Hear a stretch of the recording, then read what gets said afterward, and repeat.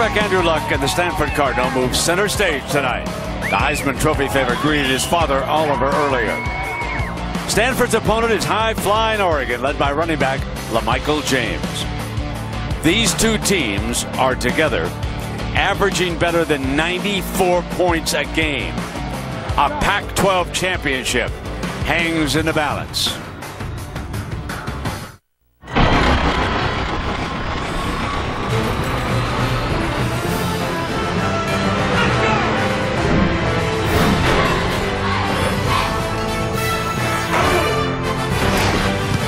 Welcome to Saturday Night Football, presented by Southwest Airlines. You are looking live at a sold-out Stanford Stadium, the setting for the Pac-12 Game of the Year. Unbeaten Stanford against once-beaten Oregon. A conference championship and a BCS bid are on the line. The headline story of the hour: Boise State loses to TCU. Stanford, the experts say, with a win tonight, will jump ahead of Alabama. Oregon, though, hopes to derail the Cardinal. Good evening, everybody, and welcome. With my partner, Kirk Street, I'm Brent Musburger. Thanks for dropping by. Herbie, we talk about the Heisman Trophy favorite, Andrew Luck, but this Stanford attack is much more than number 12. Yeah, you're right. We've been watching Stanford with Andrew Luck for a long time, and it's easy nationally to get caught up in his allure and his hype. But I'll tell you what, Stanford is really about their running game, the power running game of Stephon Taylor and the committee of backs that they have. So if you're Oregon, you got to load up to try to stop Taylor and the physicality of Stanford. This is the power play. They will run this all night tonight, where the backside guard will kick out and open up a big hole. What this does is it makes the defense really get locked in on defending the run. And that's where Andrew Luck can get you, because the safeties start to get their eyes locked into the backfield, and Kobe Fleener, who might be the top tight end in the country, can get behind coverage, and that's what Oregon faces. Kind of a cat-and-mouse game there between the safeties of Oregon, the linebackers of Oregon, crowding that line of scrimmage to stop that running game, trying to get Andrew Luck into some obvious passing downs. Now the Quack Attack. You were on the field, and LaMichael James, the heart and soul, you said he's ready to go. Well, he's healthy, without a doubt, and in fact, I think he's been pointing to this game against Andrew Luck and the Stanford team all year long. But again, it's another team that LaMichael James gets a lot of the hype because of the preseason talk and the Heisman talk. But to me, Darren Thomas is this key. Coming off a game where he played pretty well against Washington. And if you're Stanford, you have to make a decision. Are we going to crowd the line of scrimmage and stop LaMichael James and Kenyon Barner the way last year Stanford did? Or if you do that, you leave yourself one-on-one on the perimeter. And this is where Darren Thomas has got to step up. He threw a big touchdown pass last year to Jeff Mayle, isolated one-on-one coverage. The new man this year is Dak, Anthony Thomas, the true freshman who's a running back, who's playing receiver. They're going to look to try to get him isolated against this Stanford secondary, and if they do, Darren Thomas is going to look him up if he's isolated for some big plays in a pass game. I don't want to jinx his partner, but for 3 straight weeks, we've gone to the last play of the game for a decision. Let's make it 4. Why not? Let's keep it going. Coming up, it's a beauty between Stanford and Oregon.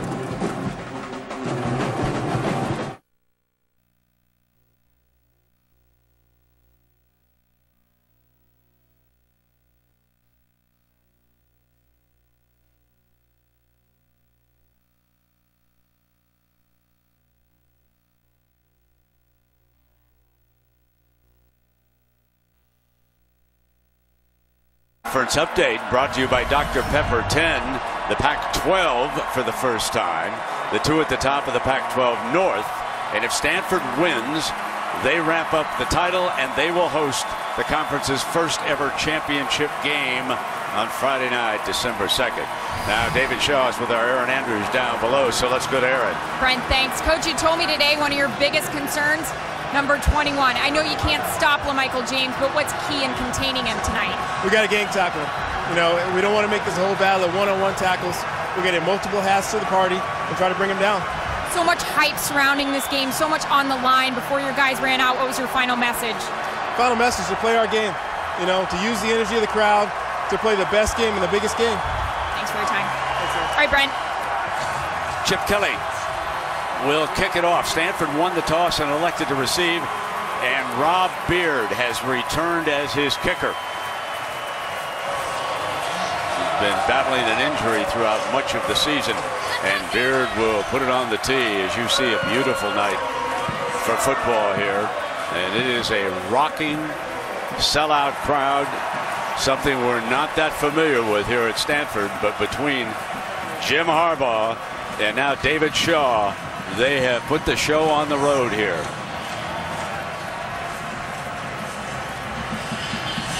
A lot of Oregon fans, of course, have traveled down from the great Northwest. There's young Montgomery, a freshman, with Owosu out at wide receiver. He was expected to start, and he'll be back along with Stewart. Stewart, a very fine blocker. They'll try to get this ball into the hands of number 88.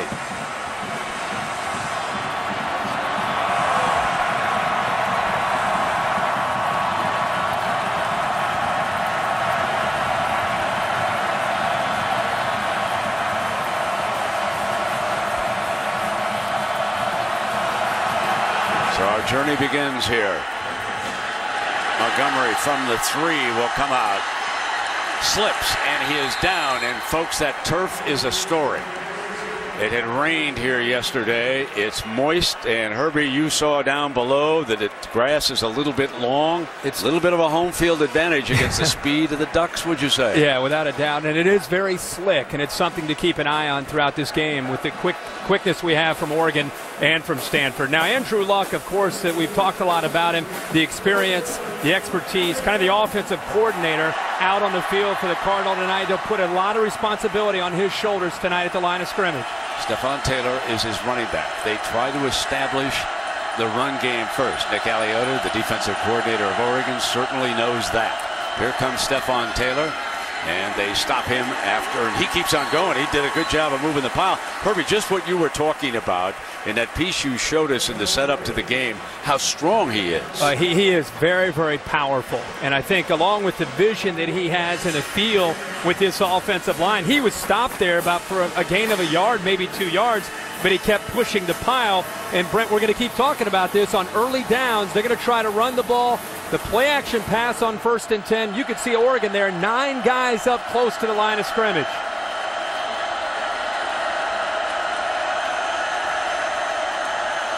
From the pistol, Luck's first pass of the game.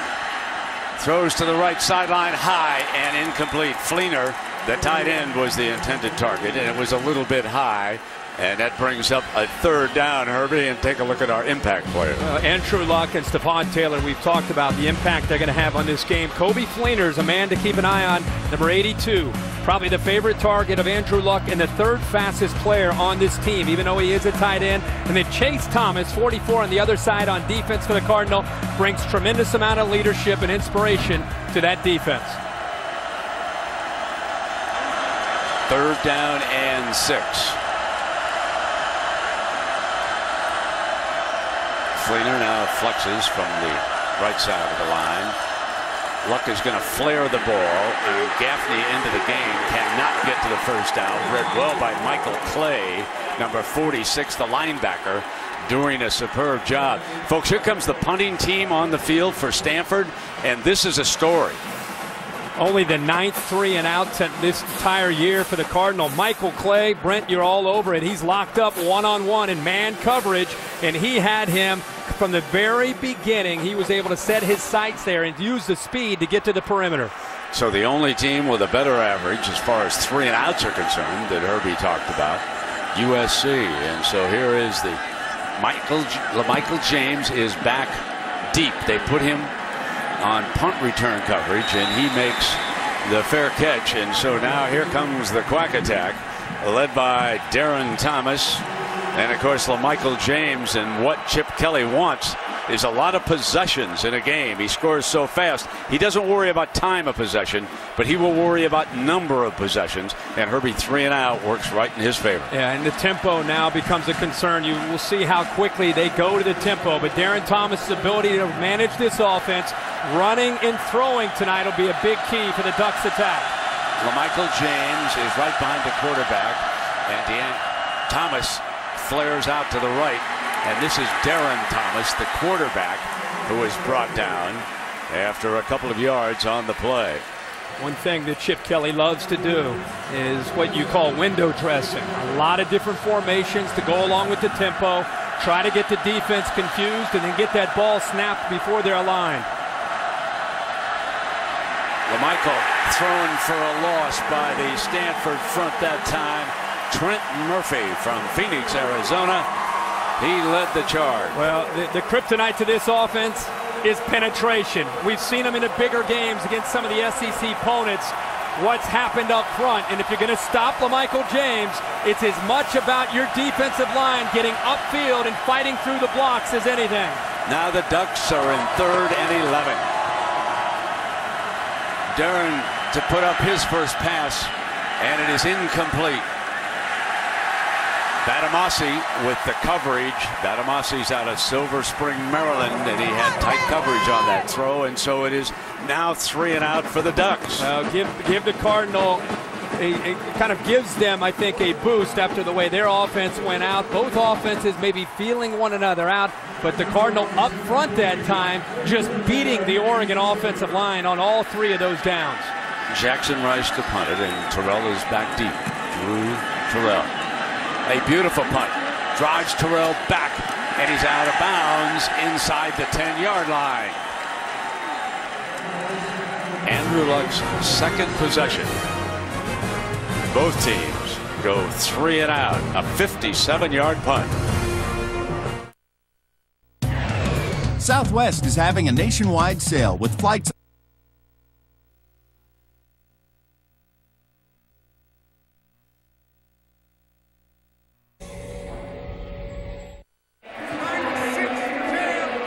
Scoreless here at Stanford as we continue Dr. Pepper's road to the championship.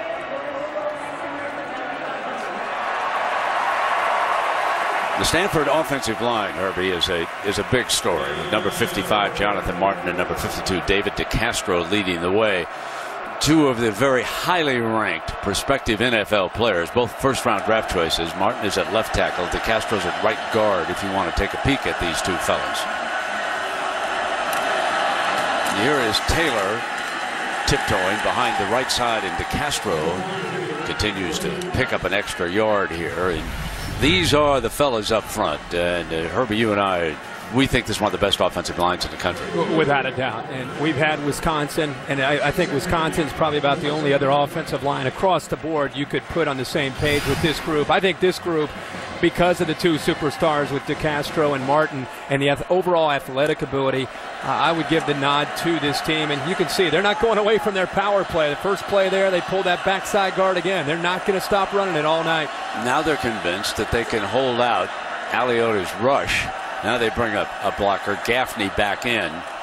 And Andrew takes off, and on the move, he is so accurate. Whalen's first catch of the game, and the Ducks do not let him get the first down. Terrific gang tackling by that Oregon defense. And oh, what a spot. Is that the line, Judd? Look at that spot he's going to get. And according to that spot, they are going to give him that first down. But defense moving, it's going to be a constant, again, chess match. One thing about Nick Aliotti, very multiple. They'll show a 4-3, they'll show a 3-4. Based on their defensive linemen, they're going to move people around in coverage, try to create as much confusion as they can for Luck in this offense. So they get the spot, and they say thank you very much. And it is a 1st down and 10. And you can see all the shifting that the Cardinal will do throughout the course of the game. Long handoff to Taylor, and he's out to the 21-yard line. That 1st down carry, and John Boyette, fine safety from Napa, makes his first stop of the game. There is Boyette. He's one of the ringleaders of that secondary. He helps Aliota get everybody in the right position.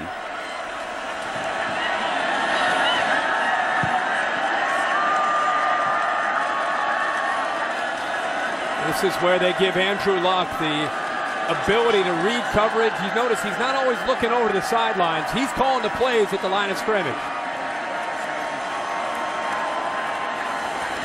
Stays right on the ground. Taylor slips his way, and this will bring up a 3rd down at the 25-yard line. That's the second time now we've seen a Stanford player slip. You've heard all year about how David Shaw has been willing to allow Andrew Luck to call plays at the line of scrimmage. And I said, is there a tip? Is there a way to really know when he's doing this? And he said, if you ever see us in a hurry-up mode, we kind of just leave it up to him. Let him read the defenses. Let him evaluate what he's seeing, and then get us into the right play. He does a good job of getting us out of bad plays, and into good plays. Need 4 for the first down. Pressure coming. On the move, he can throw accurately, incomplete that time, and Whalen was very well covered by Eddie Pleasant, the veteran from La Palma, California. And again, you can see where the field starts to come into play for these receivers where they're trying to make adjustments. Griff Whalen at the top of the screen, you can see how he goes down. He's able to get back up on his feet, but a tremendous effort by Eddie Pleasant. Look at Whalen trying to make a cut. He goes down. He's lucky enough to try to respond to that. But I'll tell you what, Eddie Pleasant, that's the area that he has improved the most, is in coverage. The former linebacker now playing safety for the second year. James is back again, and David Green to punt. So LaMichael is the return man. And this one will give Oregon decent field position. Let's see where they mark this ball at the 47-yard line. When you come back, that's only a 28-yard punt. Chance for the Ducks.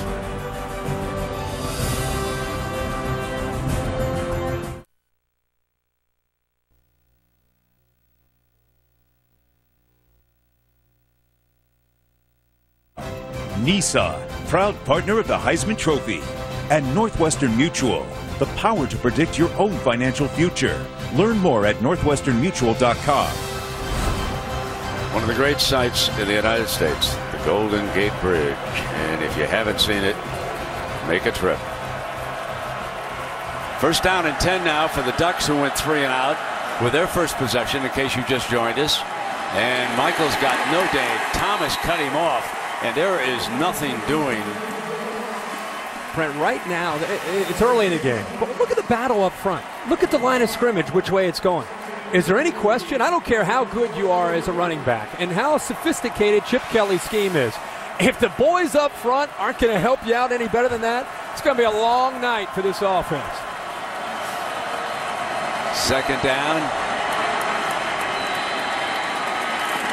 Nothing doing again for LaMichael James, and that was Terrence Stevens. Big Terrence Stevens, number 99, out of Maryland. And Chip Kelly probing, trying to find something. He'll keep an eye on the defensive sets.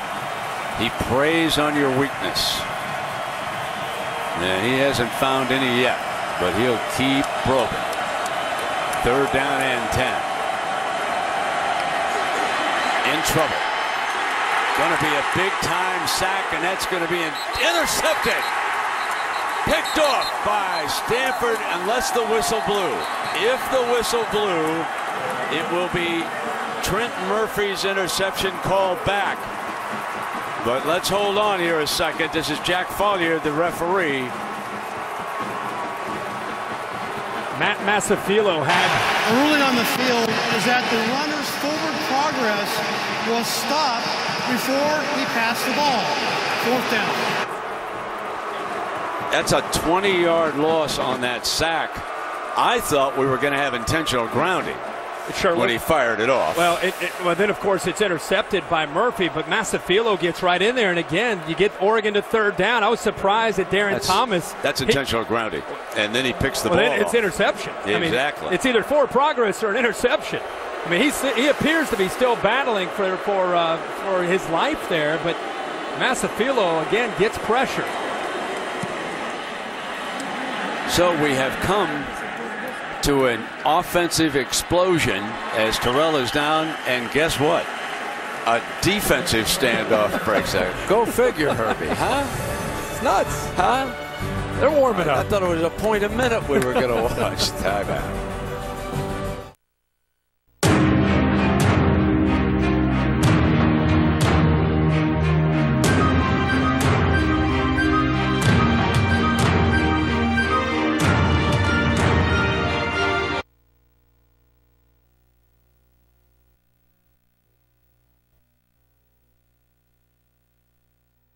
Another week down the road. How about Tom Brady? He won 2 Super Bowl MVPs. He'll be taking on the Kansas City Chiefs, trying to right that ship. And meanwhile, the duel between Eli Manning and Drew Brees. Monday Night Football features Super Bowl MVPs the next 3 weeks. And here we go with Aaron Luck. He has been luckless against this defense so far, but there a gaping hole opens for Taylor. And Aaron, we've got a lot of players slipping on this field. Let me give you an update, Brent, first about the grass situation. Talked to the head of football operations for Stanford, Matt Doyle, about it. He said a couple weeks ago when they played Washington, it got really torn up, so they added new grass. It did rain last night, as you mentioned, so very slippery. I'll give you a point about Oregon's cleats right after this, Brent. 2nd and 3. Gaffney checks into the game. Gaffney, first down, explodes on a big running hole as they stick with the running game. Boyette. Brent, you talked about it, the power play. Watch Yankee, the backside guard, pulling around. Really good block there. Also, Ryan Hewitt leading the way, overpowering that right side. What a block also by Meinken. Boy, they just, that's the way you execute the power play. That time from a 3 tight end formation. Hey, Herbert, we've got our first down of this game. Here we go.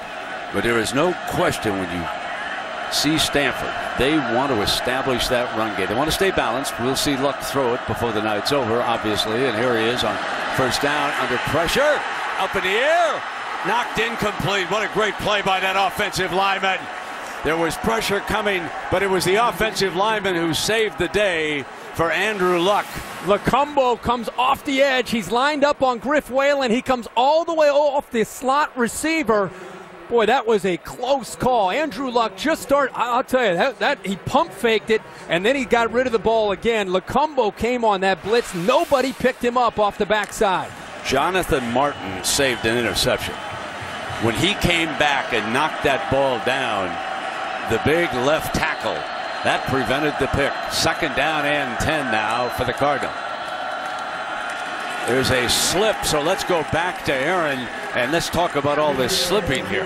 Brent, just to add on Oregon's cleats, I did just speak with their equipment manager about it. They're actually wearing detachable cleats where they can add a longer cleat to grip the grass here. Only 2 players have chosen to do that, Kenyon Barner and LaMichael James. Also, I asked about the length of the grass. Is it affecting Oregon? Chip Kelly says, I never get caught up in that kind of stuff. It looked to me like the Stanford trainer was going over to get a fresh pair of shoes for somebody too. So it is certain now that the length of the cleats are becoming a bit of an issue, and the fellas will get those changed as this game progresses, Herbie, as you know. 3rd and 9 now, and Luck has got plenty of time. Intercepted. A horrendous throw. And Stuckey is upended by Luck at the 20-yard line. The Ducks are in business. And let's give Nick Aliotti a lot of credit here, showing a look and showing pressure, and then as the ball snapped, they drop back into coverage. And I don't think Andrew Luck, who was locked in there to his receiver, even had a feel that Stuckey was sitting back there. They showed the blitz, and then they dropped back into coverage. Luck's looking left. By the time he comes back to his right, Stuckey's there. Now, the one good thing is, as a quarterback, you never want to give up on the play, but a poor decision that time by Andrew Luck. But Luck did save a touchdown with that tackle at the 20. Now, Darren Thomas keeps it on the option and picks up 9 yards, just shy of the 10, and Richards makes the stop, and the Ducks are threatening. It's amazing that a turnover can impact your own offense, because the momentum that this team feeds off of, it can happen like that. And it's an interception, and all of a sudden an offense that couldn't do anything right picks up 9 yards on 1st and 10. And here comes Thomas. The young man nicknamed Black Mamba, and he could not get away from Terrence Brown, the defensive back, who made a sensational stop in open field, and that's what you have to do against the Ducks, tackle in space. And LaMichael James makes a nice block. This play looked like it had a chance, but that's what everybody wanted to see. Could this Stanford defense make plays against the Anthony Thomas and LaMichael James in space? That time they did. 3rd and short. LaMichael twists to the 3-yard line. It's 1st and goal for Oregon. Howell bringing him down at the 3, and the Ducks are quacking. Great execution here, and here comes Darren Thomas again. LaMichael won't get there. Thrown back by the middle of that Stanford defense. This attack is very effective down in this area, and we've seen that for years since Chip Kelly has taken over as a play caller in Eugene. They've been inside this red zone area 42 times. They've come away with 32 touchdowns. That's 76% and 5th in the country down in this area. Second down and goal. Juggle on the snap. Darren keeps it on the move. High and caught. Touchdown. Oregon strikes first. Tuanai working the back of the end zone. Makes the grab. And Tuanai puts Oregon ahead. He threw this football on time, giving Tuanai a chance to get his feet down. He's got possession of the football, but Darren Thomas, that shows you an ability there to throw the ball, gets his hand, or gets the ball out to Tuanai and gives him that chance to be able to easily get his feet down for the touchdown. Great throw by Thomas. So there is that spread, 1 point or two. They snap it. They're going to throw for two. The trickery, caught, got it. It's 8-0. They throw back to Jeff Palmer.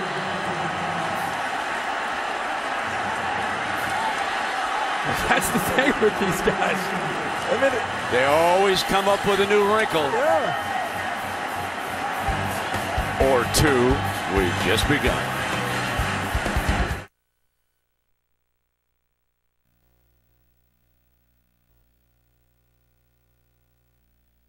Oregon takes advantage of an Andrew Luck interception, scores, and then adds the 2-point conversion off of one of their variety of formations as Stewart picks it up, and he is down at the 22-yard line. So I want to go back to this 2-point here, Herbie, and watch the formation. Yeah, this is what anybody who defends Oregon understands. You think, okay, are they going to go for this? Are they going to snap it? This is crazy. You've got the holder out there. Go ahead, Brent. Well, over here you've got Paulson, the tight end. He chucks it. And Paulson to Palmer. Did you have that written down on your card that this was? I've got it all. Yeah. Yeah. Paulson played quarterback in high school, so he has some experience throwing the ball. But you never know again what you're going to expect to see from Oregon, even early in a game like this. So they go out by 8, and they come back with Taylor, the Cardinal, here on their first down from the 22. Now let's go. The last time that Andrew Luck was out there, the pressure, the mix, the way Oregon's mixing up their looks, he came back to the right, did not even feel stucky, and he makes the poor decision. And on the other side, Darren Thomas, who's known with his ability to run the ball, makes a great throw and throws it on time. And the difference in the game right now is the turnover and the touchdown by Oregon. Second down and 3, and Taylor bangs for the first down. The last time, Brent, you and I had Stanford, they're playing in the Coliseum. Late in that game, Andrew Luck made a poor decision. He threw the football out in the flat. Nickel Roby stepped in front of it, walked into the end zone for a touchdown, pick 6. The very next possession with 3 minutes to go in the game, he leads Stanford right down the field. He goes 6 for 6. He had a 16-yard run and had a tying touchdown. He responded from adversity. Let's see what he can do here after that last interception. He's at the 33-yard line with this first down.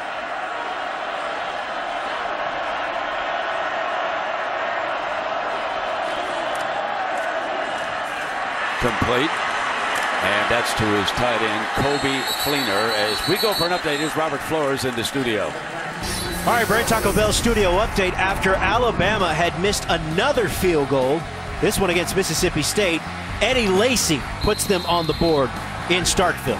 That caps off a scoring drive, and the Crimson Tide leading on ESPN 7-0. Number 1 LSU only up 14-7 on Western Kentucky at the half. That one on ESPNU. Brent. All right, Robert, and so the kicking troubles continue for Alabama. And here, Stanford trailing Oregon by 8 points. And Taylor battling for the first down marker.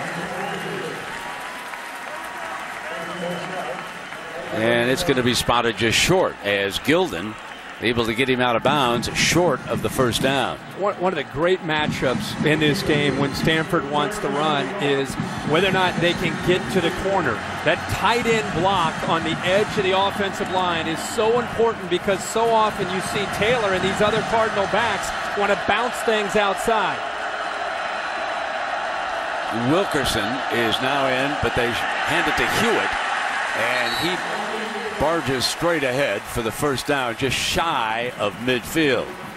I really think in watching these guys and studying film that Ryan Hewitt, who's a sophomore out of Denver, has become one of the more versatile players in this lineup. With Zach Ertz out, as much as they love the 3 tight end set, Hewitt's ability to make plays and his versatility is key. And now Luck's up at the top of the screen. So they run the Wildcat, and it is Gaffney keeping it.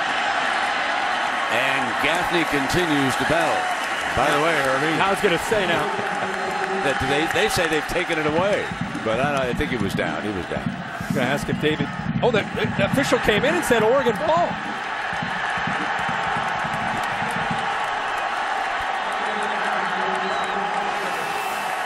He's fighting towards the end of this play. Did the ball come out? Looked like his knee may have been down. Wow. Troy Hill, the corner there, Herbie, is in wrestling for the football. Sure is. We're going to take a look to see if his right knee is down before the ball comes out.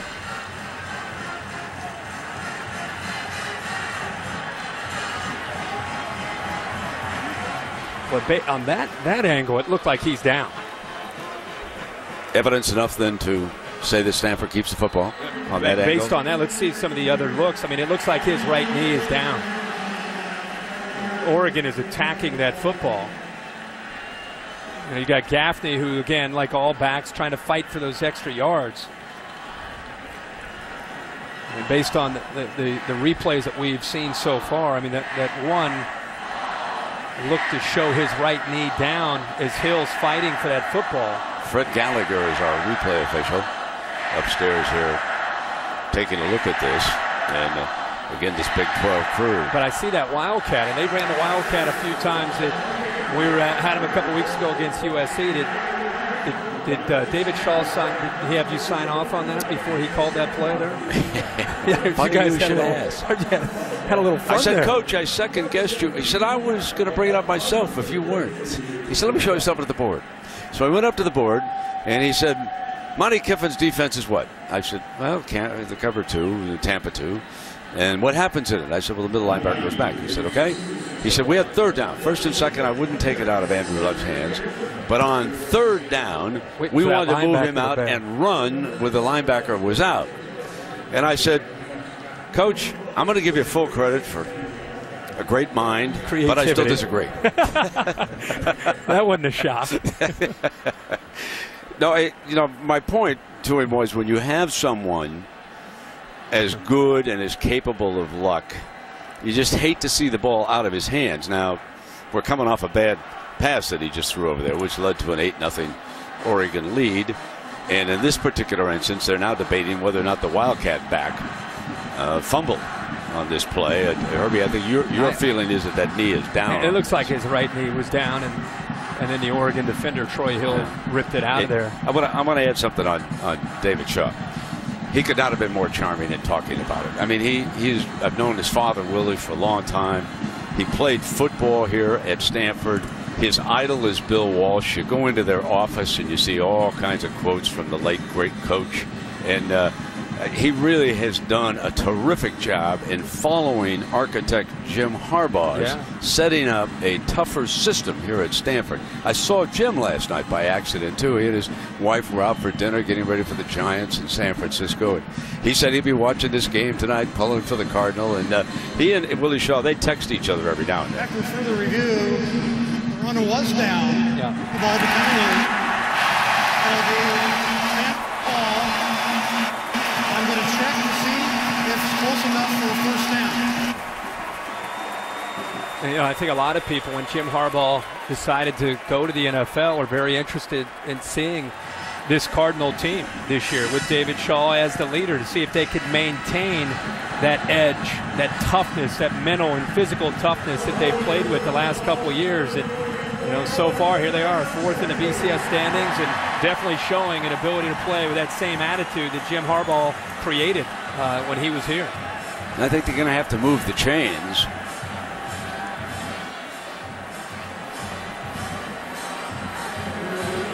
So there they bring the spot up. The ball is going to be spotted at the 44. It was a 7-yard gain on the play, and so now they're working with the chain gang to get things straight over there on that side. And the Stanford offense with a chance to catch its breath. Taylor back on the field. So it is a 2nd down and 3 after the 7-yard gain.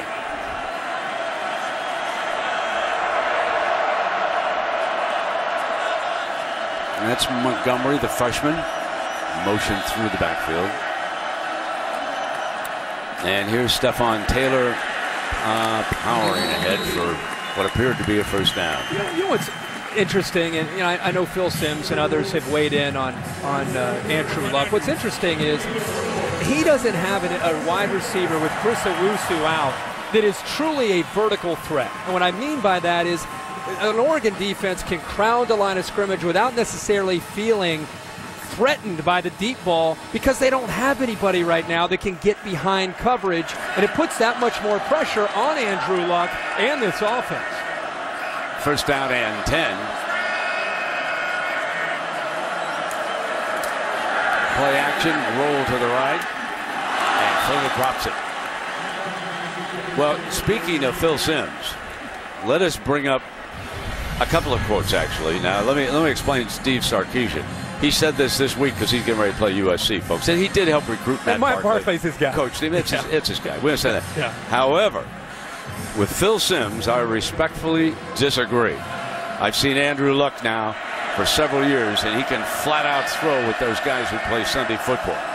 Here comes Andrew Luck handing off to Taylor. Taylor cuts through the middle, bangs for a first down. Your feeling about Simms' observation. And this is what Andrew Luck right now is doing. He's managing an offense, and he's relying on Taylor and this running game to help him out. But, Brent, how do you evaluate whether or not he's an NFL quarterback or make a statement like that when he's dealing with possession receivers outside of Chris Owusu, who's been banged up most of the year? When he gets receivers that can run like NFL receivers, then I think people will see what he can do throwing the ball. Taylor finds daylight, and he is bang pleasant. Heavy hitter. Was a linebacker until they made a safety out of him, and you could see the power that he brought on that play. Well, speaking of power, this is what Stanford wants to do. Not only is it important to have success within this drive, but it really starts to open up their playbook and their play selection on 1st and 10. They start running the ball like this, makes that play action pass game on 1st and 10 open up because you get these Oregon safeties and linebackers out of position later in the game with the more success you have running the ball. Herbie, we've come to the end of the first, and this presentation of Saturday Night Football, presented by Southwest Airlines, will return after this message and a word from our ABC stations.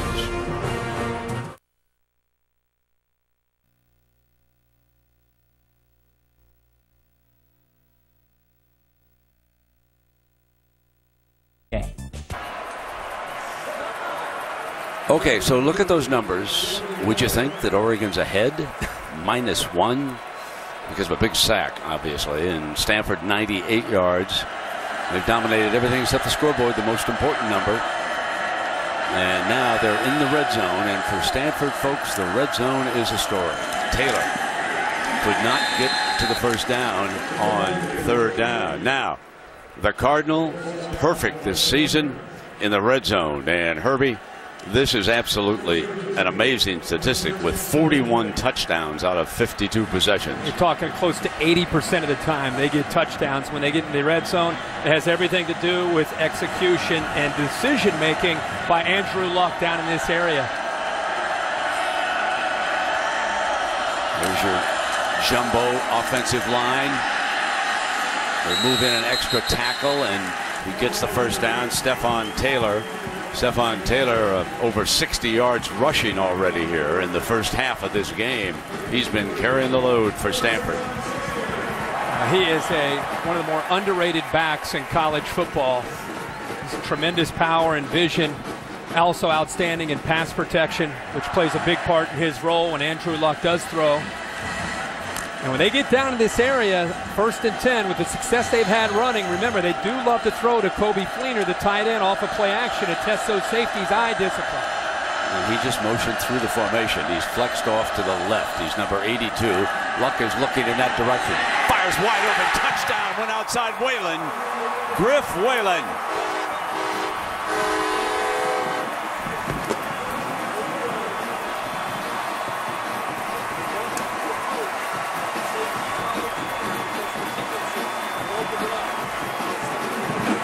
Herbie, once again, after a bad turnover, comes right back down. We see Andrew Luck lead a team down the field. This is one of the reasons why the pros love it. That's what doesn't show up when you just look at a box score. You see highlights. How he handles adversity. That was a big drive for the Cardinals. Eric Whitaker misses the extra point.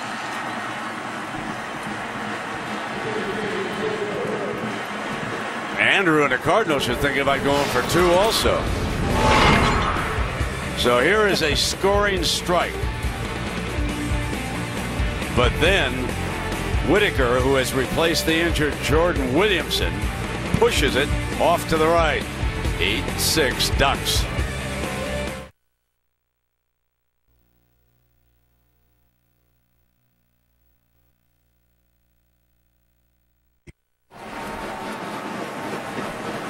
Oregon leading Stanford 8-6 as we continue Dr. Pepper's road to the championship. If the Cardinal can come back and win this, they will wrap up the North and home field for the Pac-12 championship game the first week of December. This is Huff juggling it, picking it up at the goal line, coming out and run out of bounds at about the 15-yard line. Brent, you and I talked about Kobe Fleener and how Andrew Luck likes to get him the ball. There he is. He went in motion, but two defenders go with him, and it freed up Griff Whalen. So Andrew Luck's seeing that. He sees a safety and a linebacker take Fleener, and Griff Whalen's out there isolated against a freshman corner. His eyes, he's locked in on that safety. He sees the safety take Fleener. It opens it up, and he actually made that throw when Griff Whalen set the route up with a little move to the outside. He threw it to the inside. Perfect timing and a great throw. Now the Ducks, Darren Thomas on the move, and he completes first down pass to Rashawn Vaughn. He's from Fremont, California, number 10. I really think Darren Thomas is going to have to throw the football to get Oregon's running game going and to help the battle at the line of scrimmage. LaMichael James is finally brought down. He made the most of it. And talking, Herbie, to the coaches this week, they feel that number 21 is stronger than he has been. He always had that burst when he gets through as the play is being signaled in to Darren Thomas and the rest of the offense.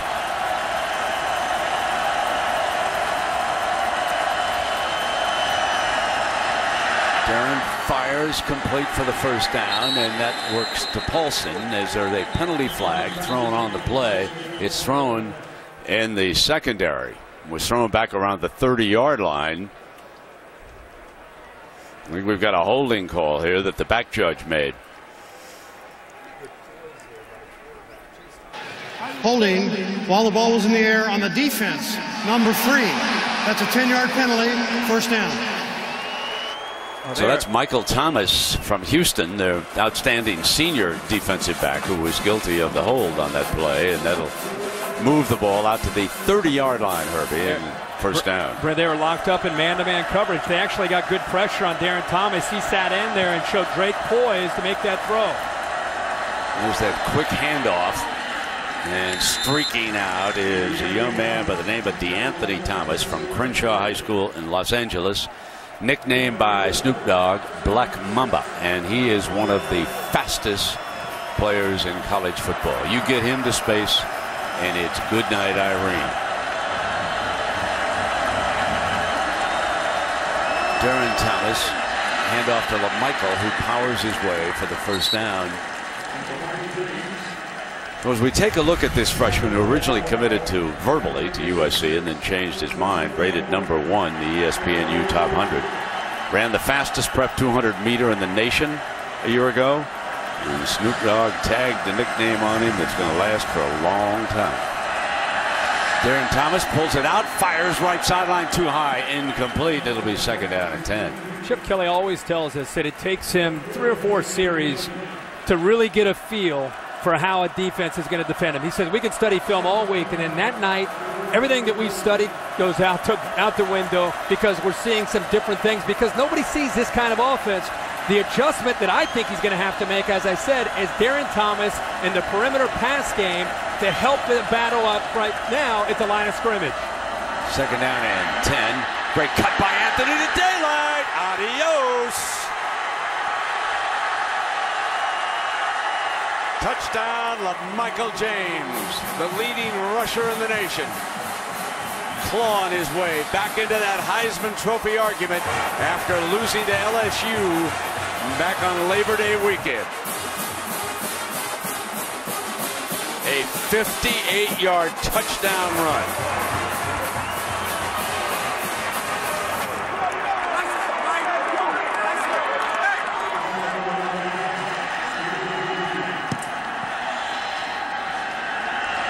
Everybody knows it who plays Oregon. And here is Maldonado tacking on the extra point. A 15-6 lead. When LaMichael and DeAnthony Thomas get to daylight, it's over.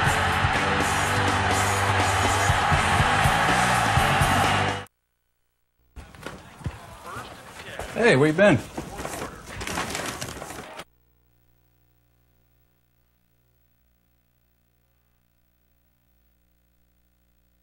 .com/viewing and Citizen Echo Drive. Fueled by light, it never needs a battery. Unstoppable. So we are back where Oregon has opened up a little daylight, and the Ducks are going back to the drawing board to see what other magic they can come up with. And here is Rob Beard, who a year ago in Eugene had one of the great onside kicks that we've seen in the last few years. No need for it here. And Montgomery, the freshman, out to the 34-yard line where he's brought down. This can happen in a hurry. We talked about their ability to throw the ball, but they kind of stay to who they really are. And LaMichael James makes two outstanding cuts. The safety, Delano Howe, takes a really poor angle, maybe underestimating whether or not James could get through there. But look at these two cuts. I mean, it looks like he's running on ice. He's just kind of tiptoeing around, somehow maintains his balance along with that quick acceleration that he has, maintains the balance, and then when he gets in the open field, of course, he is gone. But Howe, 26, who's missed the last 3 weeks with an injury, back in the lineup as a veteran here, but makes a poor play there on the angle. That was Gary Campbell, the running back coach, over on the sideline with LaMichael. Taylor is the running back for Luck and the Cardinal, and now he bangs straight ahead into the middle of the Oregon defense. There is Coach Campbell. You know, he has been up there for many a year, and he just does a terrific job with the running backs and the development that you see with these youngsters and the maturity that they show under Gary Campbell is really nice to see. Played at UCLA, knows his conference very well, almost a father figure really for all the running backs, and has become very, very close to LaMichael James. So here we are with a 2nd and 5, and there's Hewitt offsetting. Play action. Luck looks for a target, dances out of trouble. On the move, fires high, complete, first down, and guess who got it? Ryan Hewitt. You talked about him, Herbie, and he has become a real big weapon for them as pressure had been brought by Washington. Luck on the move's as good as any quarterback in the country. Yeah, he sure is. He has Ty Montgomery, the freshman, in the middle of the field, but eventually the athletic ability that he has, keeping the play alive, great coverage downfield, and boy, it makes it tough on Hewitt, but Hewitt's really getting more and more comfortable, and I think the relationship between Andrew Luck and Hewitt continuing to grow week by week because of the more reps that they're playing together. Ball spotted at the 47 here with 10:29, and Taylor banging. As we check in with Robert Flores for an update. Robert, what do you got for us? Well, Brett, we got an AT&T All-America Player of the Week nominee, and it's Colin Klein of Kansas State. 5 rushing touchdowns. He threw for a career-high 281 yards as Kansas State nips Texas A&M 53-50 in quadruple overtime. 2nd down and 5 for Luck. They keep it on the ground and nothing doing, brings up third down. I want to go back to Klein because a week ago we watched the young man, and you just admire what he brings to the football field. You know, after I got done with the earthquake and everything else last week in Stillwater. You were a YouTube sensation, by the way, but go ahead. I went down to the Kansas State bus, and I asked one of their trainers if they could go get Colin Klein off the bus. I just wanted to shake his hand and congratulate him on his effort. He is a true throwback in every sense of the word with his performance. And it was great to see Kansas State and Colin Klein bounce back today. Yeah, exactly. Trailed the Aggies, rallied. Straight back. Luck fires incomplete. What's your feeling about Andrews throwing a little bit high here so far this season? A lot of that might have to do with the footing and not being real comfortable. We had him against USC, and USC's defensive front four got pressure on him, and I think it affected his footwork. A couple times tonight when the ball's been high, Brent, he's not been able to follow through the way he normally would, along with the footwork not necessarily being there, and the ball has sailed on him a little bit. But it's good coverage as well from Oregon. Green is punting, and you saw LaMichael who is back to see what he can do. James, beautiful high punt.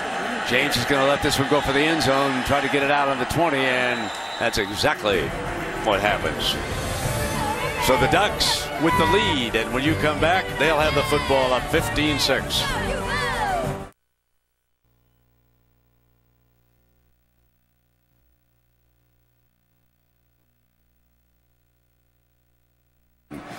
Who beat Stanford's John Elway for the Heisman Trophy in 1982?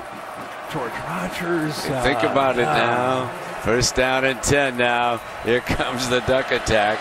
Kenyon Barner checks in. So LaMichael James will be given a breather here on this series.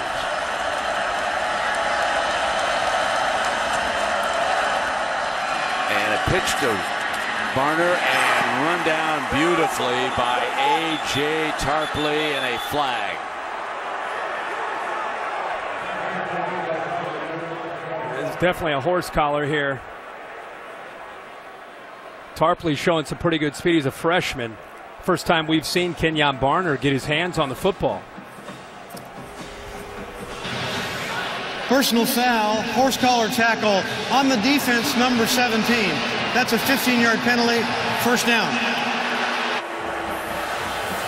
Stanford trying to state their case here, but Tarpley just, he's saying that he grabbed him with his left arm first, but the right arm, you can see it there. He had to let go of it to get himself up off of the field.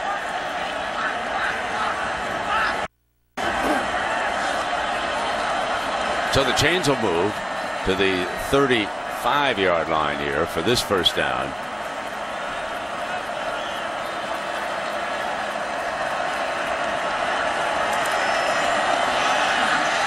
And Barner banging to the left, and Howell of course is playing with that cast on the broken arm, and you can see it's almost like a club that he's got. Yeah, he played with a cast last year, too. The coaches told us it's like a magnet. He catches the ball better with exactly. He had 5 interceptions last year with the cast. Second and 7.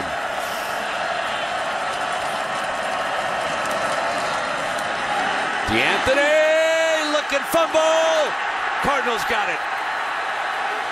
Lancaster wraps it up. The freshman had 2 big fumbles against LSU, and now a big one against Stanford. We just talked about Delano Howe back in the lineup. Let's keep an eye on him coming off the field a little bit slow. But it looked like he actually got in there and caused the fumble with the club. Not only does the club help him make interceptions, but here it jars the ball loose from the true freshman, DeAnthony Thomas, who had fumble issues early in the year against LSU. And Howe makes that football, makes the play actually for Stanford to be able to get the ball loose, and they pounce on it. Let's see if they can capitalize. So Howe receiving some attention, Herbie, after you pointed out a little shaky, and now Andrew Luck comes back, and here comes Stephon Taylor powering for 6-7 yards as we take a look at the Pacific Life game summary and our 2 Heisman trophy candidates here tonight. One a running back, LaMichael James, with that huge run and the touchdown. And Andrew Luck with a touchdown, but a costly interception also. That's the interesting thing. You for the most part, 7 carries. LaMichael James didn't have more than 5 yards. And then that one big carry, he's able to bounce out and make a big play. And right back with Taylor. And if they give him the spot, he'll get the first down. He'll get the first down at the 45-yard line. Hill up to make the stop. Remember the opening part of this broadcast, we talked about Andrew Luck gets a lot of attention, but how they run the ball and then how the defense can get their eyes locked in on the running backs. They start seeing the running backs, and that's where they get into trouble. And coaches talk about eye discipline with the safeties and linebackers. They start peeking into the backfield instead of reading their keys, and that's where that balance comes into play for Luck with the play-action pass. 2 receivers on the left. Luck comes back into the middle and is complete to Whalen, and a penalty flag after the play. On the tackle, Michael Clay. And this could be helmet hitting up high. Let's take a look at the tackle.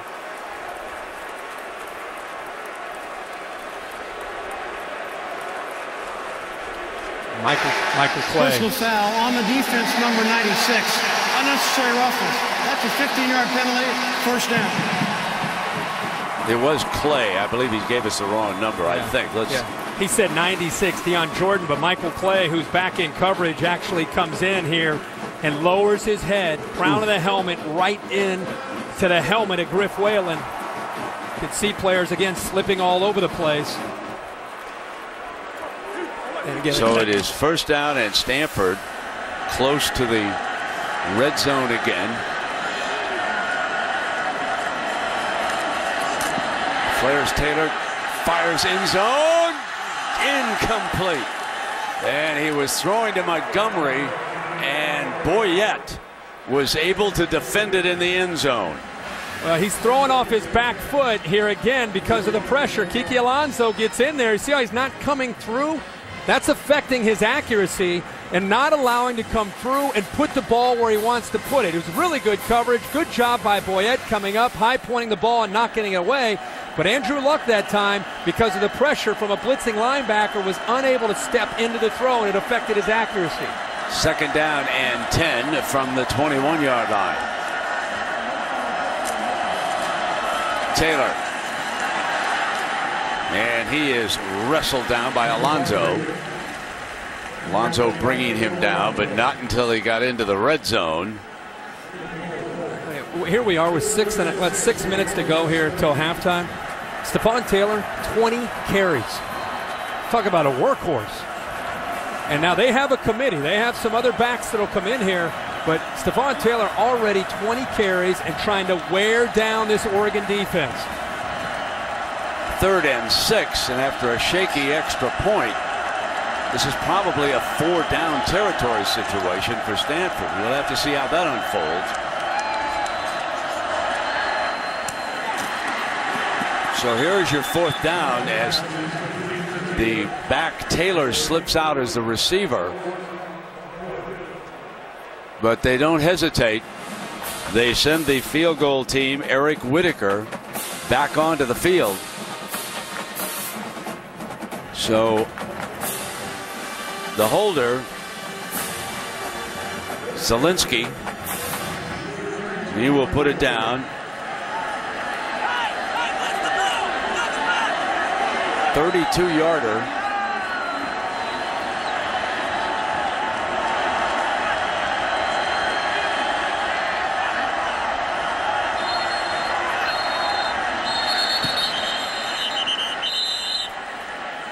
And play was stopped. I believe they took too much time in getting that kickoff, which is inexcusable unless they call timeout.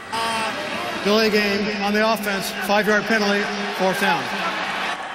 So it was a delay of game, brings it back another 5 yards.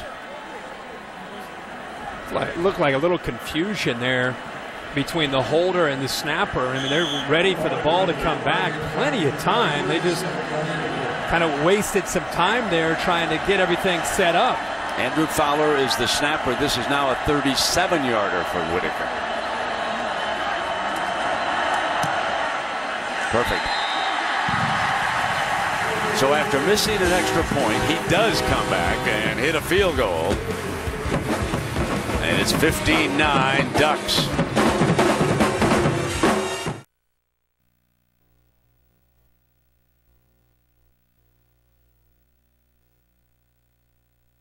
The Georgia Bulldogs. You are. You got him. Herschel Walker.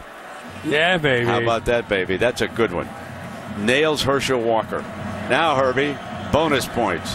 Who was third and fourth after our guy? Can I have a little bit of time? Can I have a little bit? No, just for fun. Eric Dickerson was third, Oh, okay. and Anthony Carter was fourth. Oh, my God. How's that for a group, huh? Here we go now. Thomas, the freshman, with ball security on his mind, out to the 29. And so Tuesday night, college hoops tip-off marathon at the inaugural State Farm Champions Classic at 7 Eastern. And Mike Krzyzewski goes for Bob Knight's record. And Coach Knight will be there. He'll be on hand, of course. He was his coach at West Point for a while. And so that'll be some night coming up at the Champions Classic as Coach K goes for 9:03. Folks, do you believe it? Here's LaMichael James now back into the backfield for the Ducks. Play action from Darren.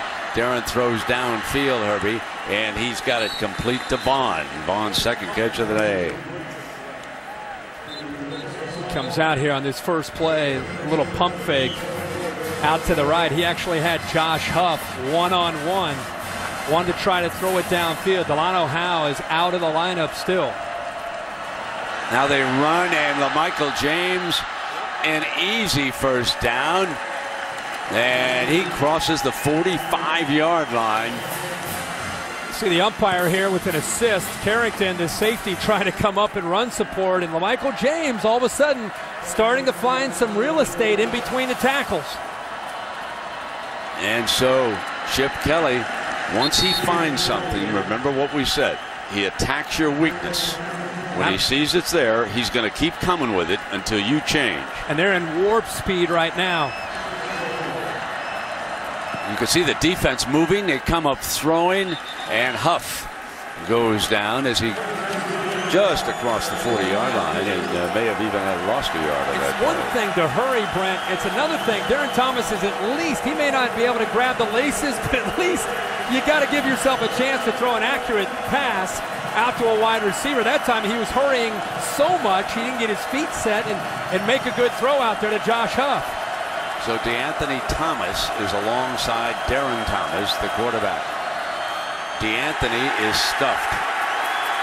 On the handoff, he's driven back for a loss to the 45-yard line. Ben Gardner.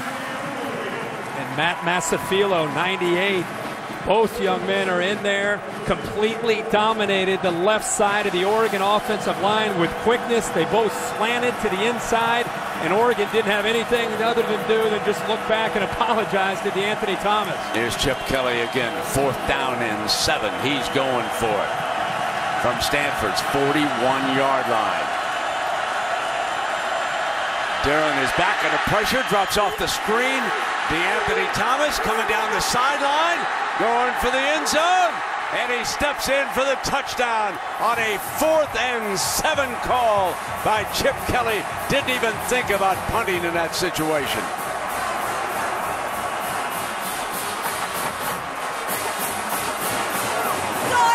And I want to tell you, folks, this play will show you the speed of DeAnthony Thomas. When he gets the edge, he covers it in a hurry. Maldonado is on for this extra point, and he tacks it on. 22-9. Great call here. Man-to-man coverage on 4th down. What a call here, and I want you to look at the linebacker, Tarpley. He is man-to-man right here with DeAnthony Thomas. He's going to try to stay with him. He shows blitz, and he backs out. Once he backs out, he actually gets picked up by Mark Asper, the right guard.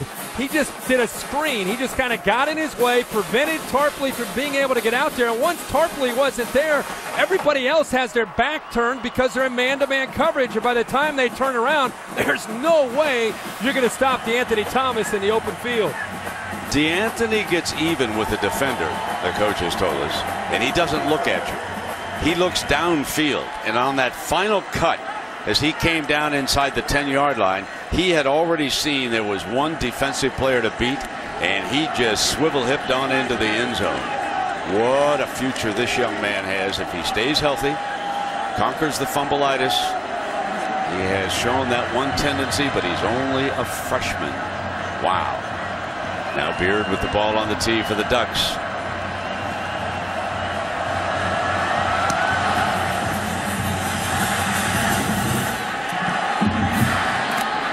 Montgomery upended short of the 20-yard line. Ducks are playing with a great deal of emotion now. They're playing with a lead, and they're playing with fire in their bellies. Speaking of fire in your belly here, Mr. Herbstreit, only 2 races remaining, and I hope you see who's pulling up to challenge Mr. Carl Edwards as we take it down to Phoenix. It's smoke, baby. He's coming. Every time I see the results, I hear about smoke, Stewart. Actually, the 14, and I think Brent somewhere is feeling good right now. The 14. Listen, Carl Edwards is a terrific young driver too. If he wins the chase, that's great. Whoever wins it, but it is some duel. 2 races to go now, and Phoenix is coming up. You check that out during all those commercials on those NFL games. Slip over there and watch my man smoke. And Luck in underneath now. Fleener. So he comes back to the tight end, and so Andrew Luck and Stanford are under fire here right now. Remember, the computers have said they haven't played anybody this year. They rate that strength of schedule, I think, way down compared to the other unbeatens in the country. Well, here they are. They're matched to get somebody that can play, and they're trailing.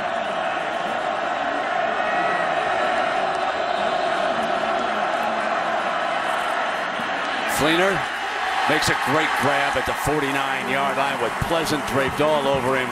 What a terrific catch by the tight end. Well, Fleener is his guy, and it's 6'6", 254 pounds. Eddie Pleasant doesn't even know the ball's in the air. We talked about how much Pleasant has improved in coverage. He had 2 interceptions last week against Washington. That time in man-to-man coverage, a mismatch, and Luck found him. Straight back, wide open, and that is Toilolo. Speaking of another tight end, Toilolo was injured a little bit last week. He's out of La Mesa, California, but he's back. People that like to evaluate Andrew Luck about that next step. Here's a 2-minute drill, 3 timeouts. Oregon has a lot of momentum. Let's see how Andrew Luck does in this situation. Middle is open, and it's dropped. At the 34-yard line, Toilolo couldn't hang on that time. Watch him look off to the left, settle in, step into the pocket, and make a perfect throw to the tight end. Toilolo is actually 6'8", 262 pounds, and he got his eyes down, looking and waiting for that safety ready to hit him. When you're 6'8", 260, you don't need to worry about looking down at the safety. Right? Exactly. 1:33 left here, Herbie, and Stanford with all 3 of its timeouts. Stewart, fine blocker, checks in as a protector under pressure. Fires complete to Whalen. Comes back to his go-to guy. He's the Wes Welker of this offense, folks. If you need someone to go to, it is number 17, Whalen. And how about Nick Aliotti dialing up the pressure? Avery Patterson got free. They brought 1 more than Stanford could handle. Luck sticks in there and makes the accurate throw. First down and 10 across the 40-yard line. Luck and the receiver slipped after making the catch. That was Montgomery, the freshman, going down as he was trying to make the cut. So you wonder about Chris Owusu not being in here. Montgomery is a true freshman who had 5 receptions against USC a couple weeks ago, getting more comfortable. They're going to call the timeout. Have 3 of them. He needed to use 1 here. Because he didn't pick up that first down and he's in bounds, the clock keeps moving. Now, Herbie, I want to take everybody through the Owusu package. And I believe it's a second hit against Washington State that's going to become a big story here for everybody. Now, here it is last year up in Eugene. This turned the game around. Down on a heap. Watch this next hit. Lethal. Now, we had this game. McDonald suspended a half for that hit. Oregon State last week. And the youngster out of the game. Now, he has been wearing a mouthpiece that registers the G-force on the hits.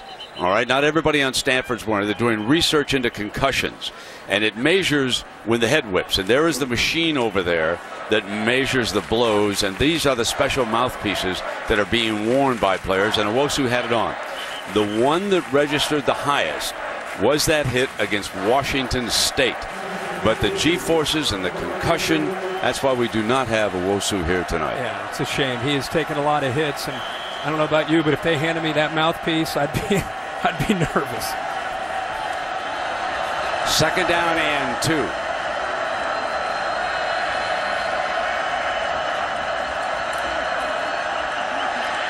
Luck fires back to the middle, and he's got his first down, and there's Whalen again. He's across the 15-yard line. They've got 45 seconds. Clock stops with the first down. Buys a little bit of time here. Feels the pressure. Doesn't panic. Just moves off to the right. Right before he gets hit, he finds his man Griff Whalen downfield. Still has the 2 timeouts.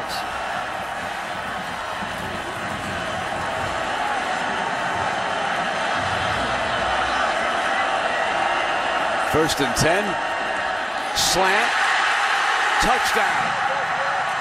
What a beautiful throw to Whalen. Is that an NFL throw? Looked like Are you kidding me? George Hill, you do NFL on Sunday night? It doesn't get much better than that. Wow. He stuck it in there, didn't he? I mean, now, how about the time it took him to get down the field when they desperately needed a touchdown? What's funny is he has 2 timeouts. I'm sure people at home and maybe even in the crowd are thinking, let's go, let's go, let's go. It's like he's got everything under control. The timing between he and Whalen, 7 of 8 on that drive, complete control during that 2-minute drive. Now Whitaker knocks through an extra point. I mean, he was at ease. Put the ball in his hands, make him have to drive the length of the field. He saw exactly what he wanted. He threw into the teeth of this defense. Safety's up in the middle of the field. And he splits the safety, Boyette, and the nickelback who was up close to the line of scrimmage. Remember, Oregon's been pressuring him.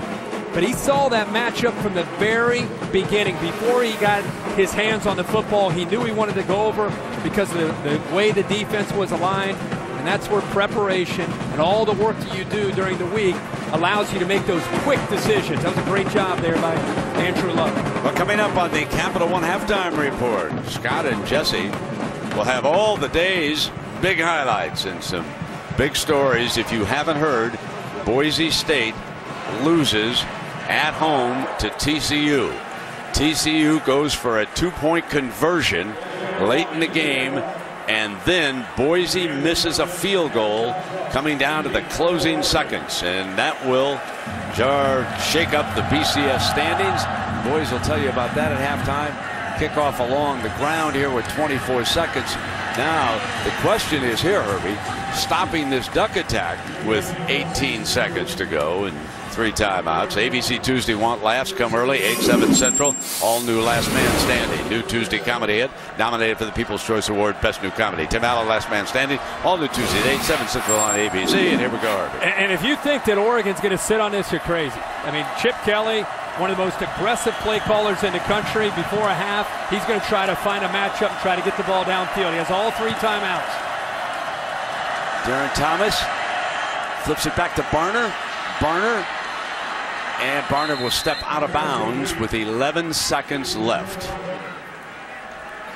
Getting out of bounds, very important, but with all 3 timeouts, it's not necessarily that important when it comes to the downs, but it is important at getting it downfield. He's probably got enough time for 2 plays with 11 seconds left if Thomas can get the ball out of his hands quickly.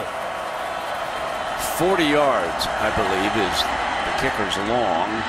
And they'll stop the clock here with 5 seconds on this completion again to Barner. They've got 5 seconds. Now, remember I said his longest is about 40, and Chip Kelly will keep on attacking here. Let's see what he comes up with. Darren is back. Fires incomplete, and time runs out. Paulson was working the sideline, hoping to get that pass with 1 second left and out of bounds, but it was not to be. So Chip Kelly and the Ducks take a 22-16 lead. We check in with Aaron Andrews. Brent, thanks. They had been getting pressure on Andrew for most of that first half. What was the difference for him in that 2-minute drill there? That's where he thrives. He thrives at the line of scrimmage. We gave him some calls. He made some calls. You know, just like the SC game, that's what he does best. You had mentioned LaMichael James, gang tackling, getting on him. He's getting going, especially in between tackles. Any adjustment you make there? The thing is, we got to squeeze the running lanes, and we got to get him on the ground. David, thanks. What's interesting is Stanford rushed for 111 yards and Oregon for 106. Now let's send to the studio Scott Van Pelt and Jesse Palmer, the Capital One halftime report.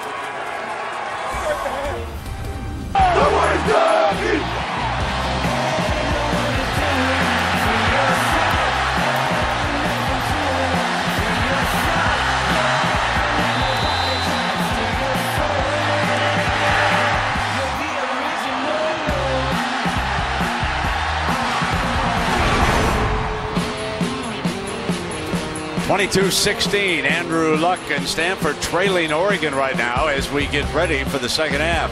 With Kirk Herbstreit and Aaron Andrews, I'm Brent Musburger. And Herbie, you know, Stanford took the ball to start the game. They need a stop here against the Ducks to start the second half. You're exactly right. Ducks get the ball to start things here in the second half. And it'll be interesting to see who can regain the momentum as we get this game started. Remember, Andrew Luck and Stanford finished the first half with a big drive there to get this game back to 22-16.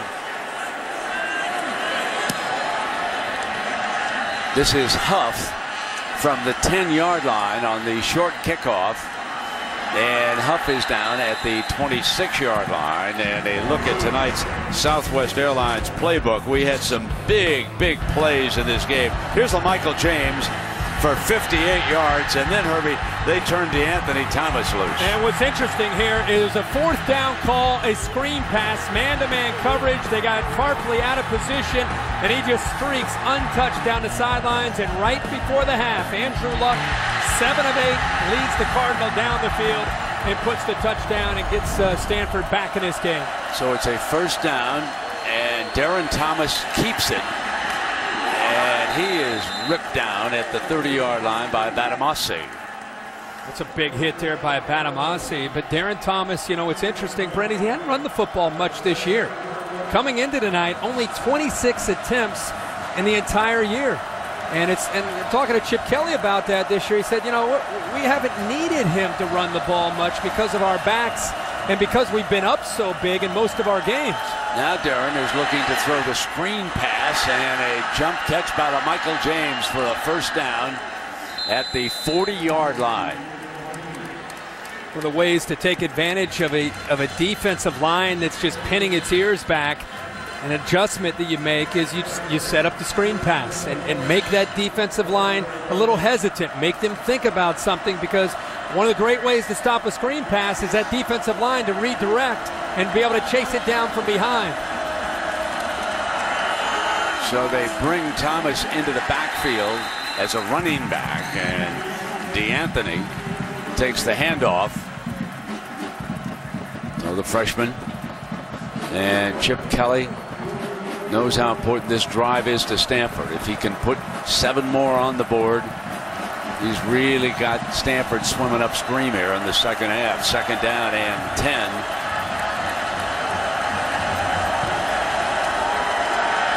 Darren finds Huff wide open. Huff beats the corner. Breaks free for a touchdown. How about this? A missed tackle leads to a touchdown for Josh Huff. A 59-yard scoring strike. 3 huge scoring plays for the Ducks now, and the Stanford defense is reeling.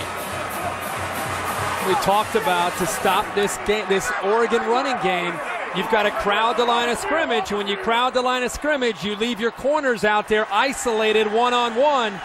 And Josh Huff has the ability to make you pay for that, and makes one guy miss, and he uses his speed to get to the end zone. Maldonado tacks on the extra point. So the touchdown plays tonight for Oregon: 58, 41, and 59 yards. Bringing the big play to Stanford.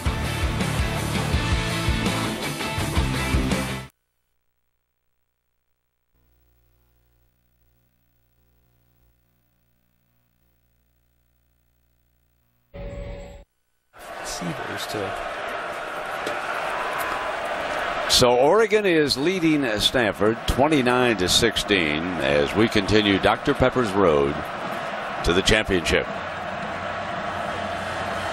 Stanford with the nation's longest winning streak. They have won 17 in a row.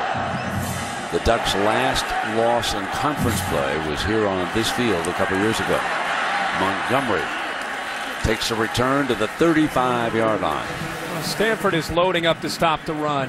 And Brent, one of the things that concerns anybody who's seen Stanford is the corner play on this team. Good throw by Darren Thomas, but right there you see Terrence Brown, the sophomore, fall down. Now he regains himself. He's in position to make a play, but he's isolated all by himself one-on-one. He's got to make that play right there. It's tough to do against Huff. And then maybe the best tackler on the defense, Michael Thomas, he misses in the open space as well. And that's one of the themes of this game. Oregon speed in space. How would Stanford do in the open field and making tackles? Let's see if Stanford opens it up a little bit quicker or they stick with the power running game. And it will be Taylor on first down, picking up a couple of yards as he runs behind the left side over there. And Jordan in on the stop and Stuckey with him. One thing you'll see from Nick Aliotti in this situation is an ability to continue to take risks, pinning their ears back and coming after Andrew Luck.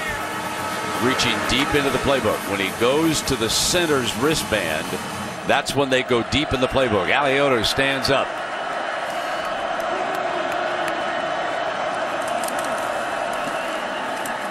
I don't know if you have to reach deep in the playbook for that one. There goes. I would think that Andrew would have it on his wristband. Both of them wear wristbands because of the extensive number of plays that Andrew Luck has. There's his wristband, you can see. And they're going over to the center now. It's a great shot. It is, isn't it? Big third down here.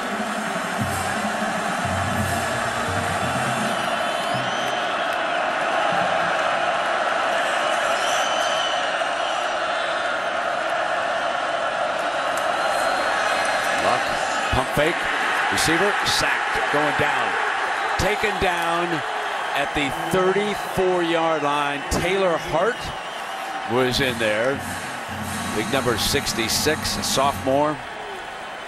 But they wanted to get the ball to Tololo, the tight end, 6'8", 262 pounds, right here. He comes right here, little outcut, but watch how the safety and also the linebacker, DeWitt Stuckey, try to take him away. You could see that he wanted to go there. The corner also got into the coverage. They completely were dialed in to go into the big tight end, and they took him out of position. Penalty flag prior to the snap. False start on the offense, number 43. That's a 5-yard penalty. Fourth down. That is 4 penalties against Stanford tonight and only 1 against Oregon. They had that personal foul, which again was a very unlucky hit. When the receiver was going down, it was hard for the defensive player to pull off of it, but it was still helmet to helmet, and they've been instructed to call it. LaMichael James, fair catch. Fumble! Stanford pounces on it, and Oregon tries to steal it back, and they can't. Stanford football on the LaMichael James turnover.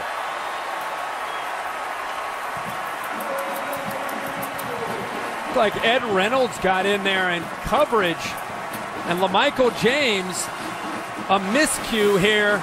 It's exactly, he calls the fair catch. He's in position, the ball goes right through his arms, and Stanford pounces on this football. This is the break that they needed. It's actually Bernard that gets down there and is able to recover it. So Stanford catches a break and gets great field position here.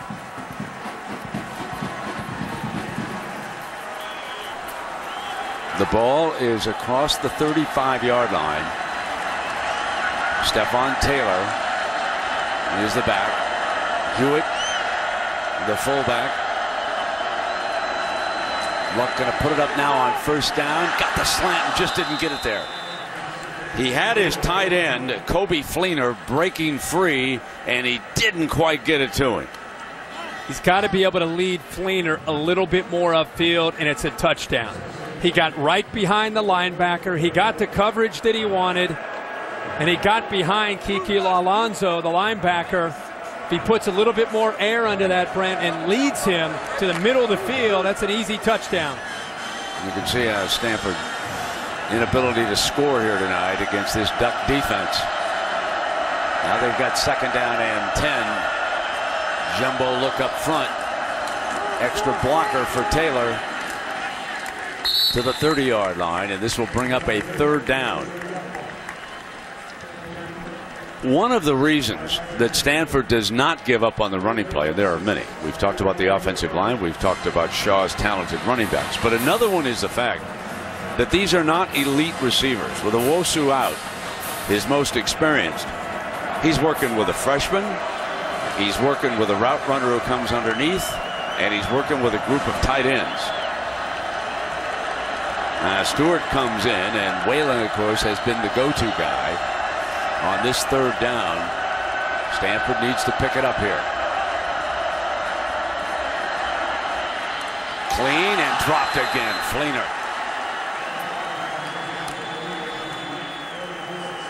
We saw Toilolo earlier drop a third down potential conversion, and now it's arguably his favorite target, Kobe Fleener. Man-to-man coverage. He gets the separation, has a chance there at a first down, and now Stanford only converting 3 of 10 tonight on third downs.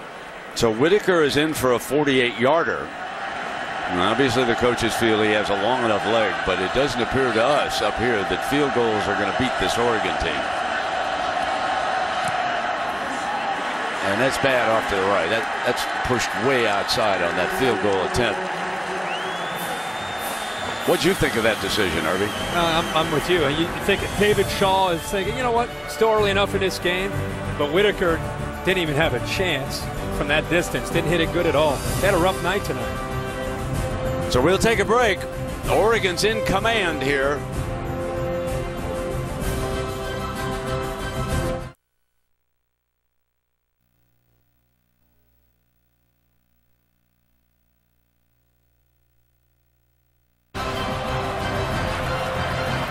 We welcome you back to Stanford, a sellout crowd, and many of whom are very disappointed in the performance of their team here tonight. The Ducks, meanwhile, have been electric. Big plays following big plays, and LaMichael James, who fumbled and gave Stanford a scoring opportunity, but they couldn't cash in, gets the first carry, and he's about to the 33, 34-yard line. You know, you go back to your point about whether or not the decision to go for 3 points or a touchdown, and again, it's easy to sit up here, but you look at 29-16, you're down 13 points. It's not as if Oregon's going to go to a four-corner offense and slow down. They're going to keep trying to put touchdowns up on the board. Here comes Thomas in the middle of that defensive front. He's ready. It appears, Herbie, that once the Oregon speed game gets to the second level, they've got the big play in hand. But the front seven for Stanford has played overall pretty well here tonight. Yeah, and really the front, the down linemen have not only held their own, I think they've won that battle, but with this much speed, you have to be perfect with your gap control on every single run by this offense. Darren Thomas takes the snap, going to throw across the middle, incomplete, and that time it was fine coverage, and that's Gatewood, who comes over and makes the play. Now, he's a wide receiver who has played defensive back, and they're using him in there. Yep. Because of his speed and because of the respect that they have for this Oregon speed, they moved him over 2 weeks ago when Howe got hurt, getting him ready for this game so they could put him out there by himself in one-on-one coverage. So this was a quick turnaround now. And Terrell fair catches and hangs on at the 31-yard line. So the Cardinal get it right back. And we'll see if Andrew Luck And the offense can mount a touchdown drive. As the years go by, some questions loom large. Are you prepared for your retirement years, 25 or more of them? Do you have a financial plan for your family that works in good times and in bad times?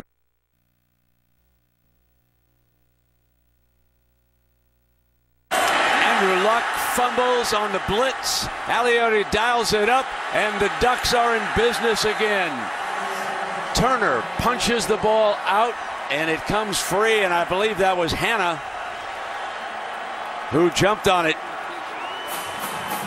So Aliotti on a 1st and 10 dials up a blitz, and watch the heat. And Brent, there's some miscommunication on the left side of the offensive line. Looked like Jonathan Martin, the left tackle, an All-American, was moving to his outside. Nobody picked up Turner, and he had a clear shot to be able to knock that ball away from Andrew Luck.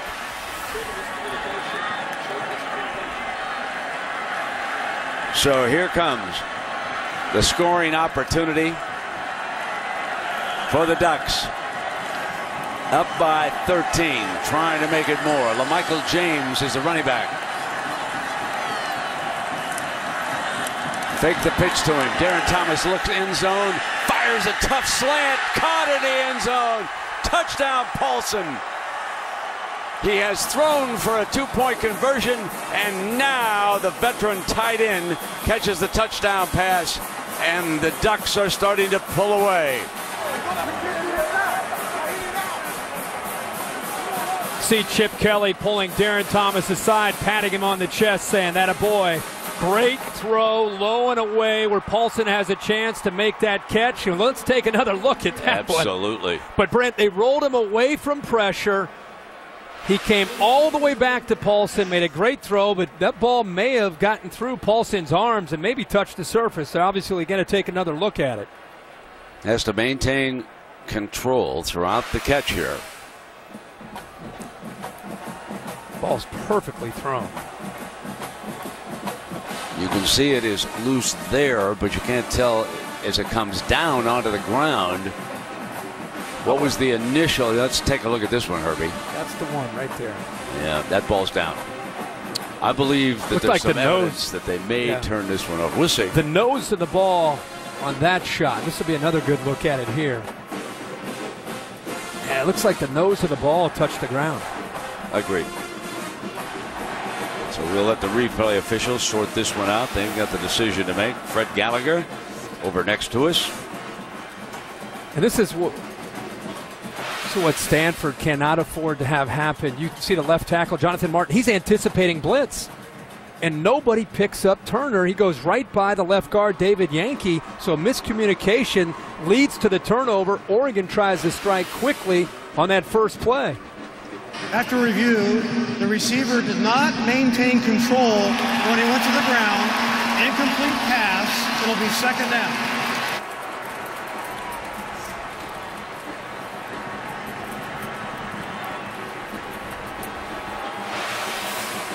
Again, you could see that the nose of the football. Again, the ball's thrown. Paulson, one of the more sure-handed receivers for Oregon. Ball goes right through his arms and touches the ground.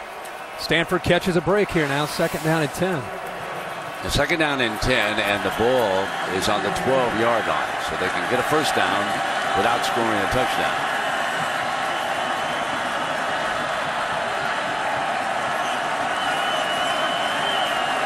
Darren Thomas gets things straight with his offensive line.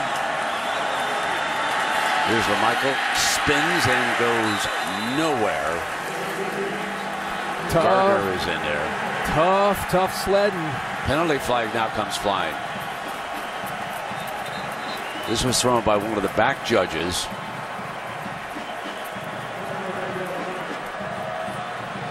I think that Corey Gatewood got locked up with a wide receiver.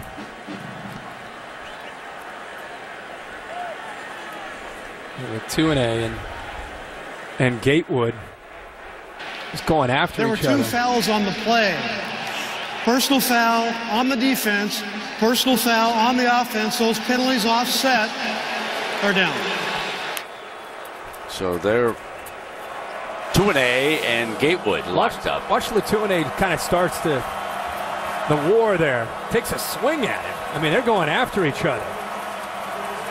It's the wear and tear of the battle out on the edge there over 2.5 quarters of football. So it's 3rd down and 10. Cardinal trying to dig in here defensively. Thomas fires, and Tuanay does not get the first down.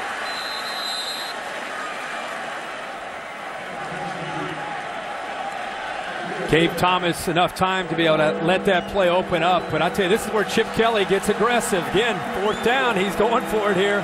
He's already struck for 1 big touchdown on 4th down. Doesn't give the defense much time. Comes right out and goes for it. Touchdown, LaMichael James. By moving quickly like that, you catch a defense off balance. And tonight, Chip Kelly has struck twice on 4th downs. That's confidence in a quarterback and a confidence in an offensive philosophy, staying true to who you are. Look at the defense is still moving. They're still running around trying to get a line. Always a great sign for Oregon and Chip Kelly when they go to that hurry up and you see linebackers and safeties still running around. The ball snapped. They have no time to react. And a touchdown. An aggressive nature of Chip Kelly pays off for the Ducks. Maldonado adds the extra point. A 20-point advantage.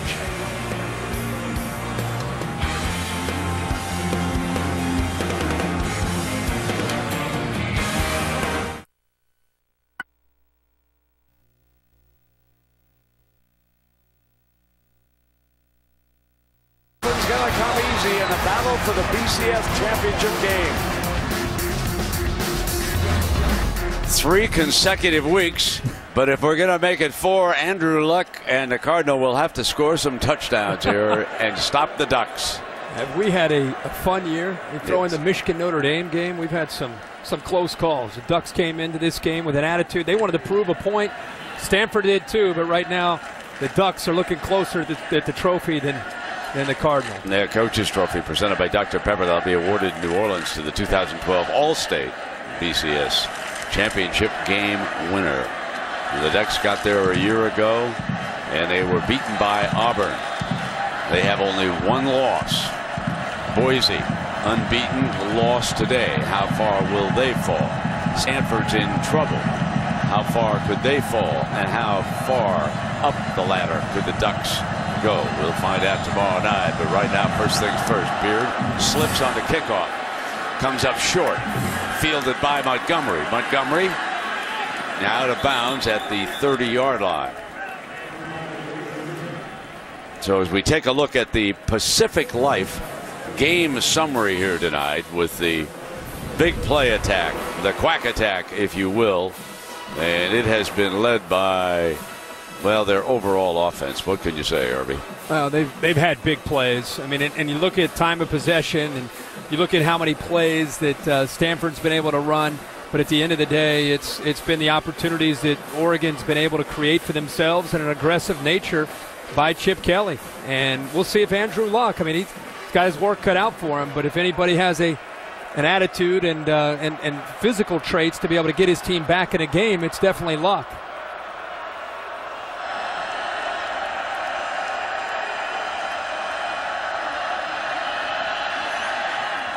Wide open, it's Whalen. Whalen to the 48-yard line, and we're going to Robert Flores for an update. Robert? All right, Brent, Alabama, 1 week removed from that loss to LSU, starting to open up some distance between themselves and Mississippi State. Trent Richardson plunges in from close, and it's 17-7, Alabama in the 4th. Up by 10 in that one, eh? So it's first down and 10 here. Stanford trailing, and Andrew Luck steps up. There's a penalty flag, incomplete. The freshman Montgomery was the target, and Alonzo was bringing the heat, but there is a penalty flag thrown near midfield in the secondary.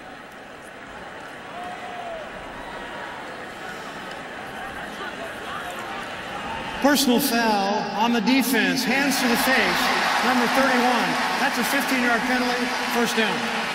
So Patterson, the defensive back, with the hands up to the face. Let's take a look at him, Herbie. They're putting Patterson, who's a very physical defensive back, up close against a true freshman, gets his hand up in the face mask. Look at Andrew Luck. Now he's sitting in that pocket, but he's been getting hit a lot tonight. That's another blitz again by the linebacker, Alonzo. So the ball is moved to the 42-yard line of the Ducks, and they bring Gaffney in. Strong run for about 9 yards. Aliotti substitutes 4 players quickly from that far side now defensively for this 2nd down and 1. Give some of the fellas a little bit of a breather. And Brent, Hebo Lee came out. Brent, I was going to say, I think that's the difference between the team that we saw play LSU and now. I think they have a lot more depth, similar to the way they played last year for Nick Aliotti. Good point. Some of those younger players have really grown up now in the latter part of this season. Here comes the Wildcat. 2nd time here tonight. First down, Gaffney maintains ball control as comes across the 30-yard line for a 1st down and 10. We got 6:11 left here in the 3rd. A 20-point difference right now. Go back to your point about that the rotation of Nick Aliotti's defense. He's been doing that this whole game, and when you face this kind of offensive style, it's important to rotate fresh bodies up front on that defensive line. Taylor's in as the running back for the Cardinal.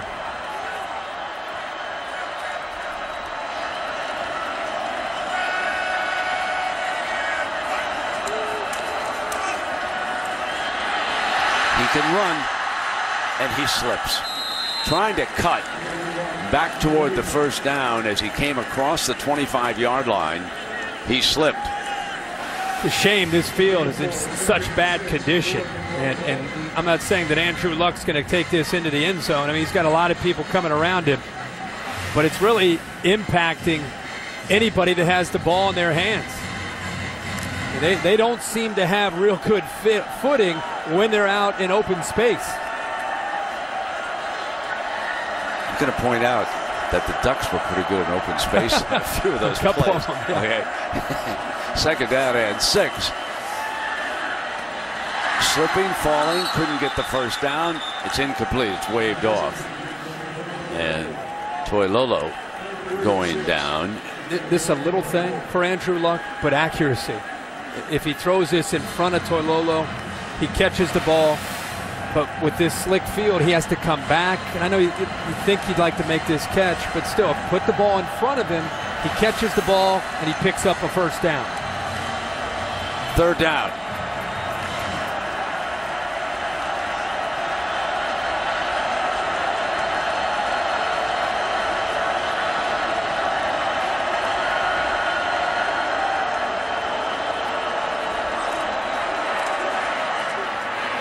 Comes back, a 1st down. Toilolo came right back to him, and this time much more accurate. Into the red zone, the Cardinal goes, and they move the chains. Well, look at his head, looking to the left. He's looking at Fleener. He comes all the way back to the right, and that's where you need good pass protection. He came all the way back to the right, so he came off of Fleener. He was double covered again down in this area. Comes back, and he finds Toilolo for the 1st down. Now from the 16-yard line. Luck with Stewart. And the Cardinal moves the pile close to the 11-yard line before Stuckey can wrestle him to the ground. 4:17 left in the 3rd, down 20. Oregon's just trying to keep everything in front of them. They do not want to give up the big play. They're okay with giving up some yards. They're okay with giving up some of the clock, obviously. They do not want to give up a quick, easy strike. Make Stanford earn everything that they're going to get. Play action.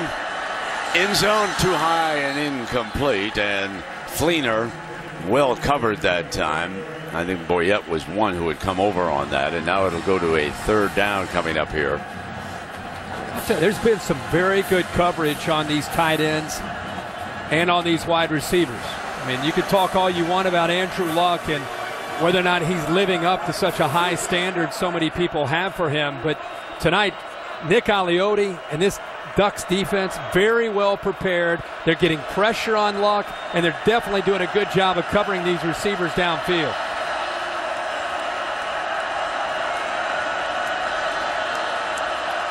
Goes empty. Luck firing and slipping Toilolo as he was reaching. And I think more than any drive of the night, Stanford has encountered more trouble with its footing. On almost every play, we see somebody slipping on this drive. You know, usually a slippery field would favor the offense because you know where you're going to go. You know which way you're going to cut, and you can position your weight to help you have a chance. It's the defense that has to react to the offense. But here, you're right. We're seeing Stanford slip all over the place. Fourth down now. They've got the first down. First down and goal. 3:07, and there's a penalty flag. Hang on. Hewitt banged across the marker.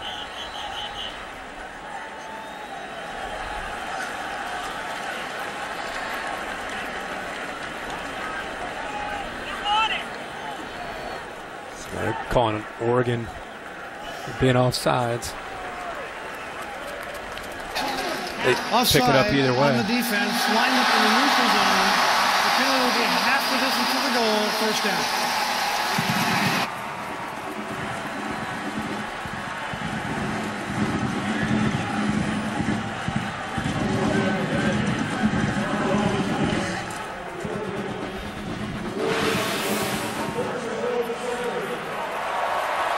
Whether they needed that, they picked it up either way. But now becomes roll up your sleeves and see who's the tougher man inside the 5-yard line. Gaffney gets the call, slashes, and he's short of the end zone. Taken down by Boyette again. Another flag.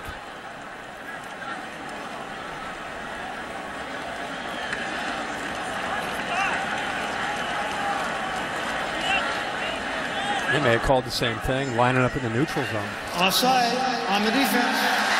Line up in the neutral zone. Half the distance. Still first down.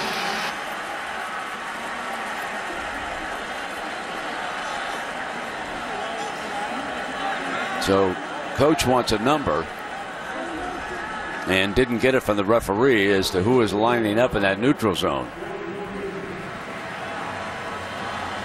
Stewart comes in, one of the goal line backs for the Cardinal. Ward. So they come up with the full house look. And they throw to him off a nice fake. So Stewart dances in, and they've got one back.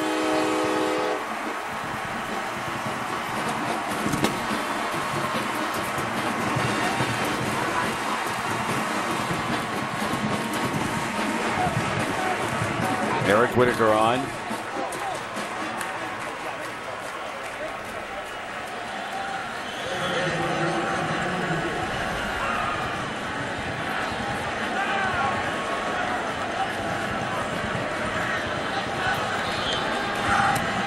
Makes it a 13-point game. But the bigger issue here is whether or not Stanford's defense is able to come up with some stops. Down by a couple of scores, but the Ducks have been running up and down the field. See Clay, who's expecting the run, doesn't have any chance to get out there. Good call here by Stanford. Oregon obviously expecting the big power back Stewart to run the football. They slide him out into the flat. Clay doesn't have any chance to get out there. An easy throw, an easy touchdown. And Brent, you're right. Now it's up to the Cardinal defense. I mean, it's one thing for Andrew Luck to move the ball down the field. It's another thing for the Cardinal to be able to stop Darren Thomas and the Ducks. So we want to show you the images of the day. The big picture presented by Sony. Penn State in its first game in 46 years without Joe Paterno at the helm loses to Nebraska. Clemson in dramatic fashion comes through in the end, and Kansas State survives in 4 overtimes against Texas A&M, and TCU knocks off unbeaten Boise State in Boise. So that gets you up to date, and now the kickoff, and here we go. The Ducks field it on the 8. That's Thomas with that great speed to the 31-yard line. You hold your breath every time he touches the ball. No doubt. So Stanford's winning streak very much on the line here. They've won 17 straight, 14 straight, and of course their last conference setback was in Eugene. After taking a 21-3 lead, the Ducks came back and buried them in the second half. Now it is Stanford trailing, needing some defense here. Tackling in space, the big issue with this defense. LaMichael James is the running back. Darren keeps it on a beautiful zone read play here, Herbie, with the quarterback keeping it. Yeah, he's reading Chase Thomas, who they've moved down to try to deal with some of this speed. He collapses down on the running back. Easy read for Darren Thomas to pull it out and get upfield. Second down and 2, the ball at the 39-yard line.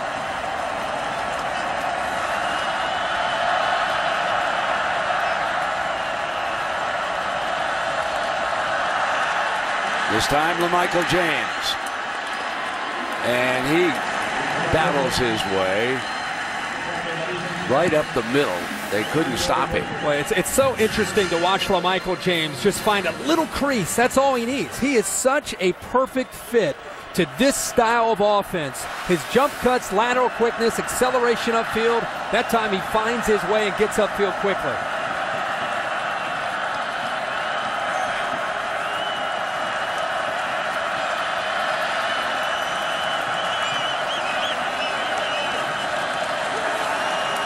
From the 47, they'll run the toss play to James. James backs his way across the 40-yard line on a strong run.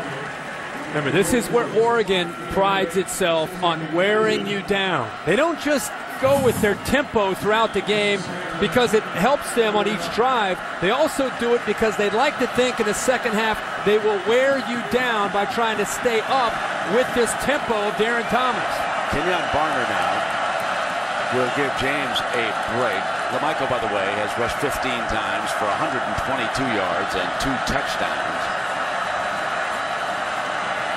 Second down and 2, a toss to Barner. And he catches a beautiful block on that play by Mark Asper, the guard who had pulled. And the guard pulls around. Also, the big center, Grassu, pulls around. You have the receivers, 2-and-A downfield. But I just think the patience here by Barner is exceptional. He waited for Asper. He waited for all the blocks. And then once they were made, then he got in behind them and picked up good yards. From the 29-yard line, Darren Thomas goes sideline incomplete. 2-and-A was the intended target. And it will be second down and 10, and the Cardinal must come up with a stop here. They cannot trade blows with this offense.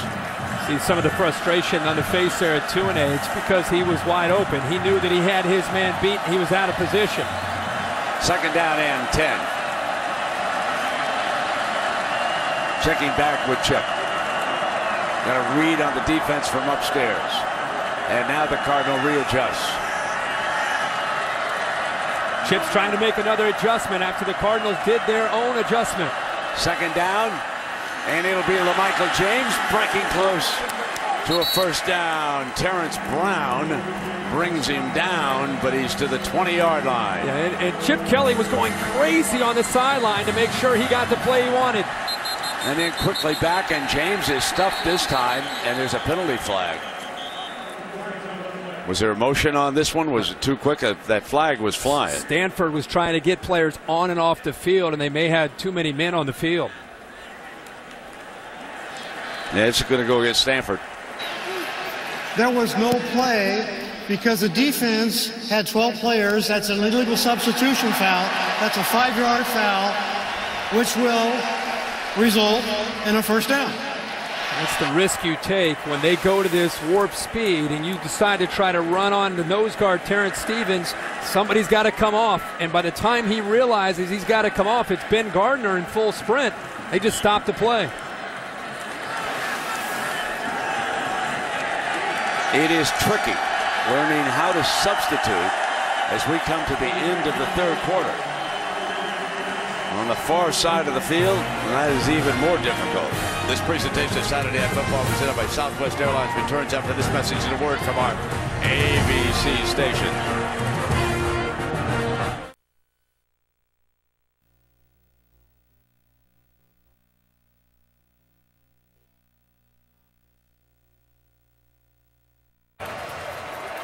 So as we move into the fourth quarter, Oregon leads Stanford 36-23, and we continue Dr. Pepper's road to the championship.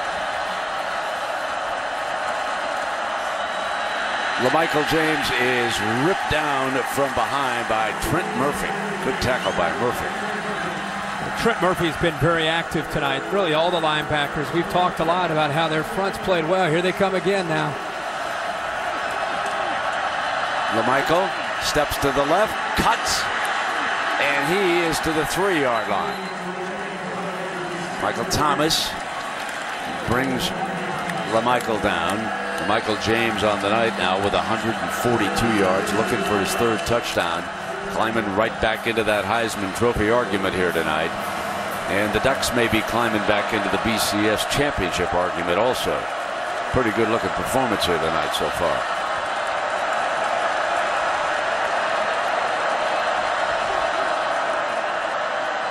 LaMichael, touchdown number 3.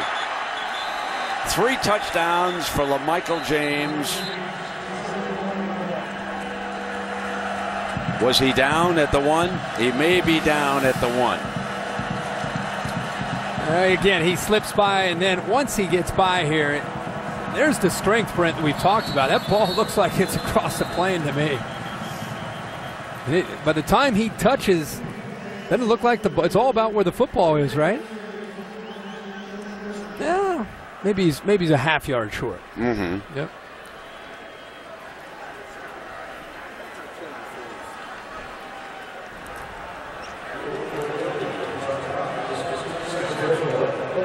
Yeah, half yard short.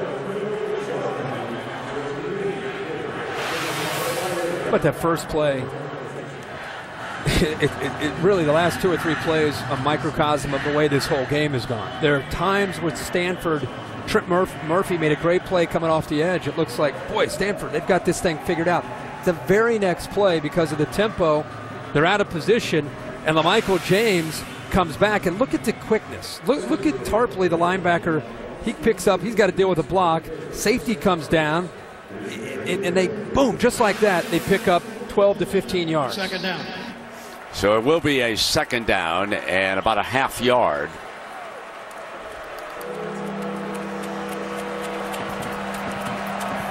And Jordan Richards, the safety, is a true freshman. Last year he was tackling high school running backs. Tonight he's trying to stay up with LaMichael James.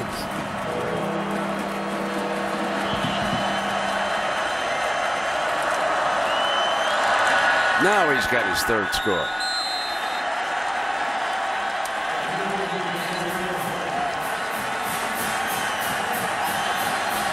And the Ducks are quacking. LaMichael James let his teammates know that he's healthy and that he's been pointing to this game. He's put up some big numbers tonight. He's had some help up front. But his acceleration and his vision on display once again for this offense. Maldonado, cue the Duck.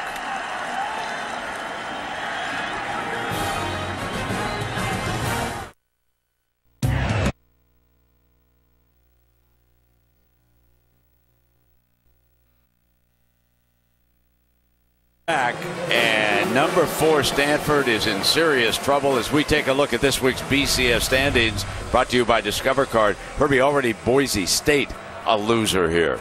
Yeah, and the way this game is going right now, Oregon has the upper hand. Stanford potentially could be eliminated. So you have LSU, Oklahoma State, Alabama.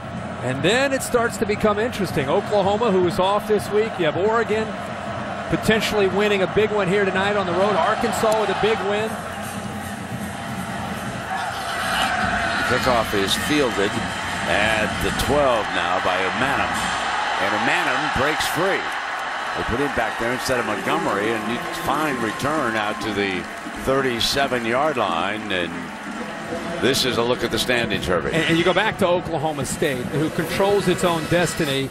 Big game at the end of the year in Stillwater, Bedlam, Oklahoma State and Oklahoma. But you're one potential upset away with Oklahoma State from this becoming a real heated debate about who could be up there with LSU. I mean, Oregon's trying to state their case right now. If Oklahoma were to beat Oklahoma State, they would be up there in the discussion. Alabama's going to obviously be in the discussion. So on 1st and 10 for Luck and the Cardinal. Fires to Whalen at the 46-yard line. Driven out of bounds after about a 9-yard gain. Well, join Reese and Kirk Herbstreit and the gang for the BCS Countdown tomorrow night, 8:15 p.m. Eastern Time. They'll tell us how it all shakes out there in the top 10. And it's getting interesting, isn't it, folks? 8:15 tomorrow night. We'll see what Andrew Luck has got left in the tank here.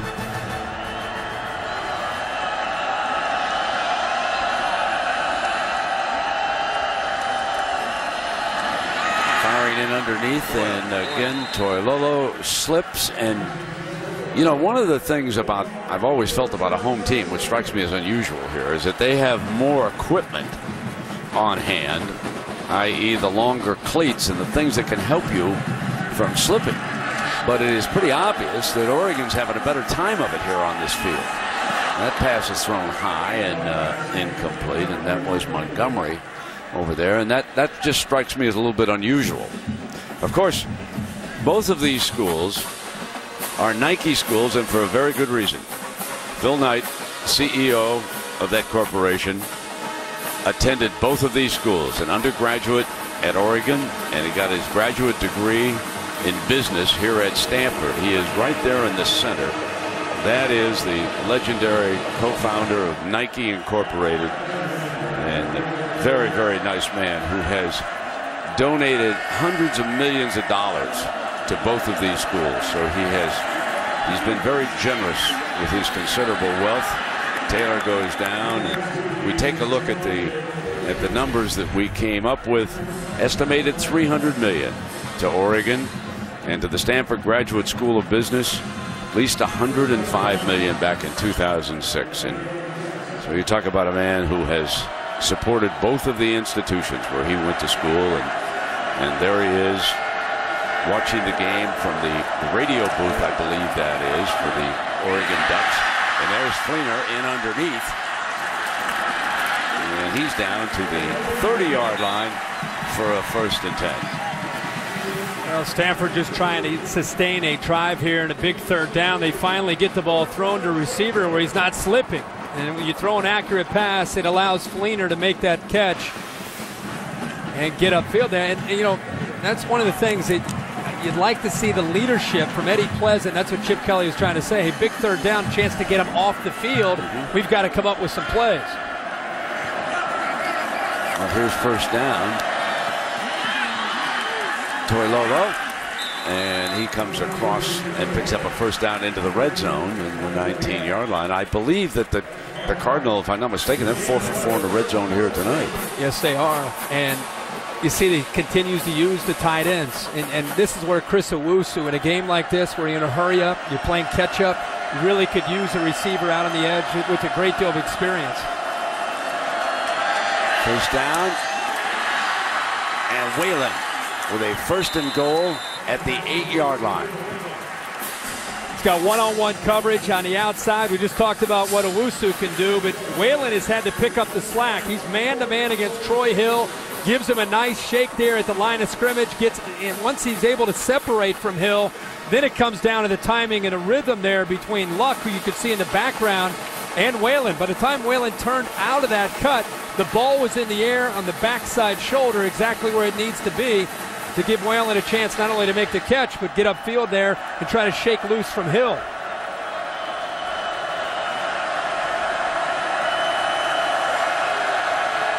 So on 1st and goal, shovel pass inside, and the Ducks actually with very good defense against it. Michael Clay, pretty good looking linebacker, Herbie. I think Michael Clay's had to step up to the leadership that Casey Matthews left this team after a 3-year starter. Meant so much to the team. The coach is telling us that he's kind of the glue now. Has outstanding speed. He's healthy now. He had an ankle back in week 2 against Nevada. Outstanding instincts, and they just say the overall defense as a group plays much better when 46 is on the field. 2nd down and goal for the Cardinal.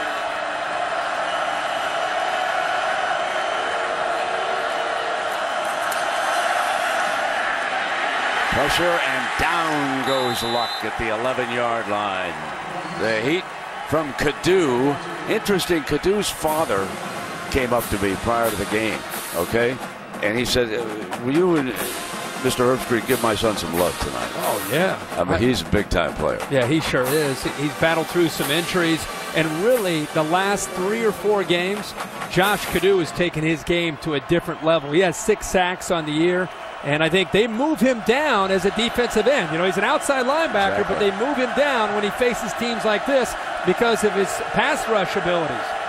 3rd down and goal from the 9-yard line. Luck going to take off. Down to the 1-yard line, and a shoe came off somebody's foot there, one of the Ducks. And this is that 4th down coming up.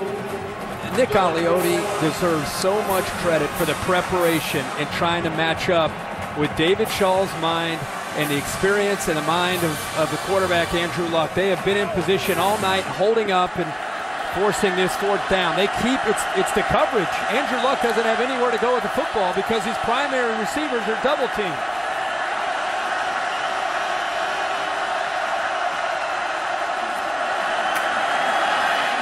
Across into the end zone.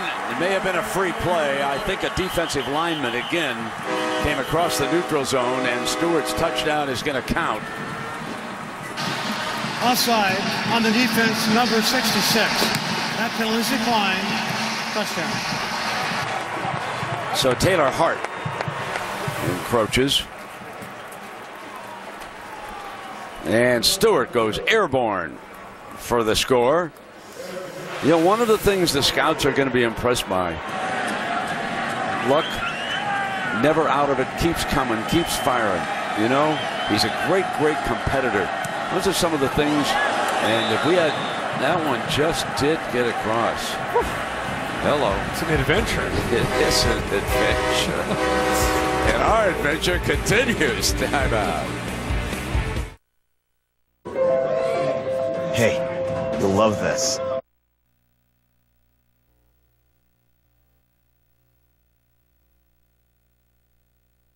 Southwest.com. John Hancock, the future is yours. And the 2012 Ford F-150 with available EcoBoost. Visit Ford.com/big score to learn more. So welcome back to Stanford in the 4th quarter with Kirk Herbstreit and Aaron Andrews. I'm Brent Musburger. It is a 13-point advantage, and Stanford's win streak, the longest in the nation at 17 games, is on the line here. Short kickoff is fielded on the 11 by DeAnthony Thomas, the freshman, and he is down at the 29-yard line. Herbie? Well, LaMichael James told his teammates he wanted an opportunity to make plays. He was cooped up for the most part early in the game, but then eventually got loose. He had a big run of 58 yards and has really been able to make enough plays here to get this Oregon offense into the end zone. 3 touchdowns on the night. Well, here comes a critical juncture in this game. If Stanford is to get back, they're going to have to stop the Duck attack. It is as simple as that. Barner gets the first carry into the middle, and that's a tough first down run. When you get yardage like that on first down, it gets a whole lot easier for the offense. And which they've not been doing a lot of. And Barner comes in with fresh legs. That's only his 3rd carry on the night. And they're up and ready to go again. Check it back over to the sideline.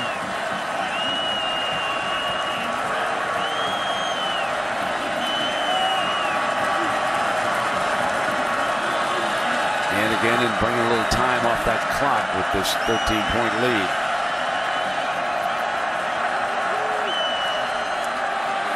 Here comes Barner. Got the first down. Breaks across midfield before Carrington, defensive back. See, this is where they really, really challenge you mentally, because you're down. All you have to do is let up one play and go from 100% effort down to 90% effort. And a guy like Barner gets a seam or a crease, and he picks up yards quickly. At the 49-yard line with a first down and 10 and a 13-point lead and 8:40 to go. And Chip Kelly is taking his time.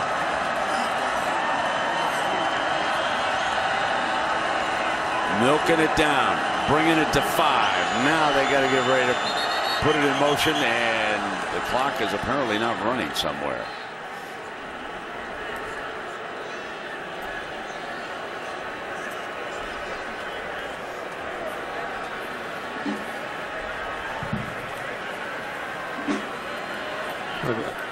Play clock was down to about 2 seconds when the official came in. It was the game clock that wasn't moving.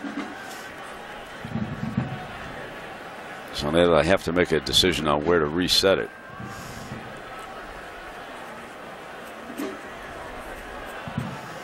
So Chip and his quarterback. Clock operator, please reset the game clock to 8 minutes and 30 seconds. 8:30.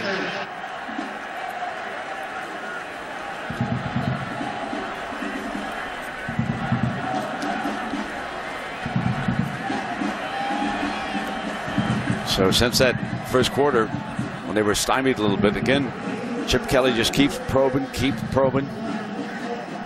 And when he's got that great speed, finally was able to turn it loose for some big plays here, and he's dominated. LaMichael watching. He's had a big night.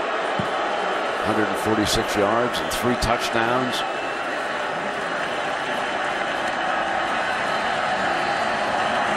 First down, 10. And now looking, they can't get the game clock. The play clock.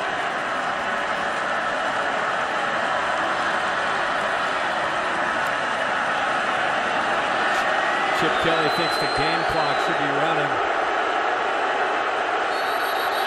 And the referee's going to stop it. The play clock started to run down, and then it started over again. Went back up to 25.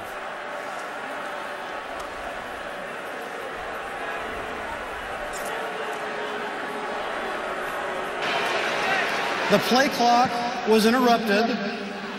We're going to reset the play clock to 25 seconds, and the game clock will not start until the snap.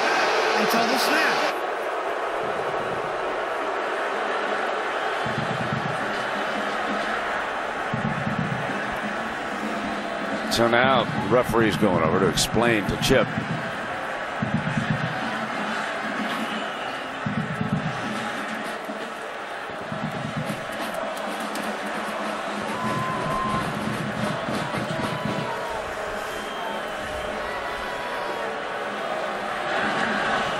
So he wants him to go ahead and run it now. First down and 10. From the Cardinal 49-yard line. And it's Barner, like Herbie said, with those fresh legs, and good first down run again before Murphy can make the stop, and game clock moving along now. And they get up to the line of scrimmage, and even though it seems like they're working the play clock, you never know when they might go with that quick snap.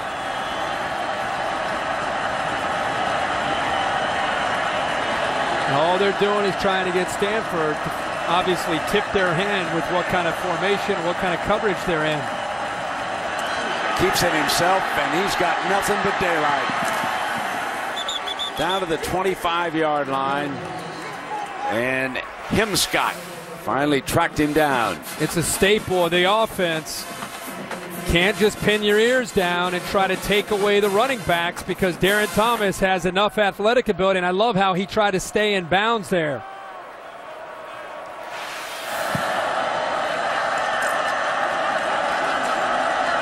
Milking the clock with this 13-point lead. And at the 25-yard line, the nation's longest winning streak in jeopardy here. And Barner is stopped by A.J. Tarpley. Tarpley's been busy, hasn't he, Brent? Yes, he has. He's been out so there. That winning streak for the Cardinal, Herbie, stands at 17, and that would mean Boise State's done, so Oklahoma State and LSU. And I know that Houston story of that quarterback, Keenum, is going to attract game day next weekend to go down there. That's right. That'd be nice to go down and take a look at that young man. His gaudy numbers are unbelievable.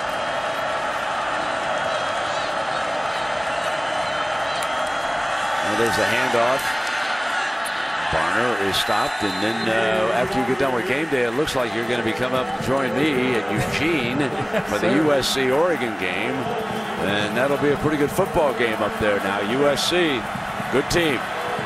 Yeah, that will be a great game. USC again, kind of a team that's off the radar, but looked impressive today again against Washington. We got a 3rd down and 10, and Kelly's doing just a magnificent job of milking this clock right now with a 13-point lead. He is a terrific game manager.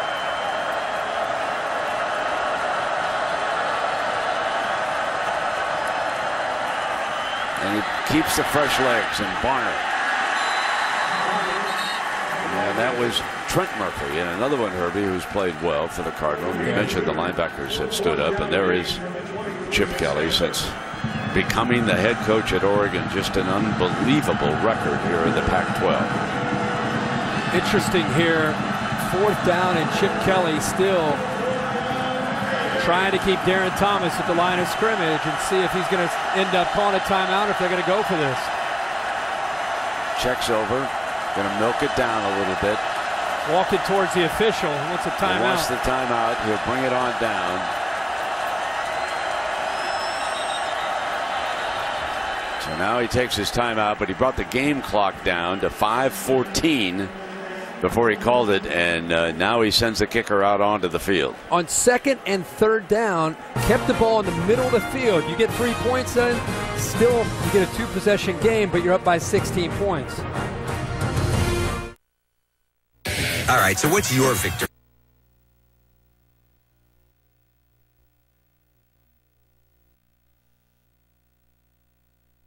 Candidates, and while we were away, Herbie, you made a great point now about this Heisman Trophy race.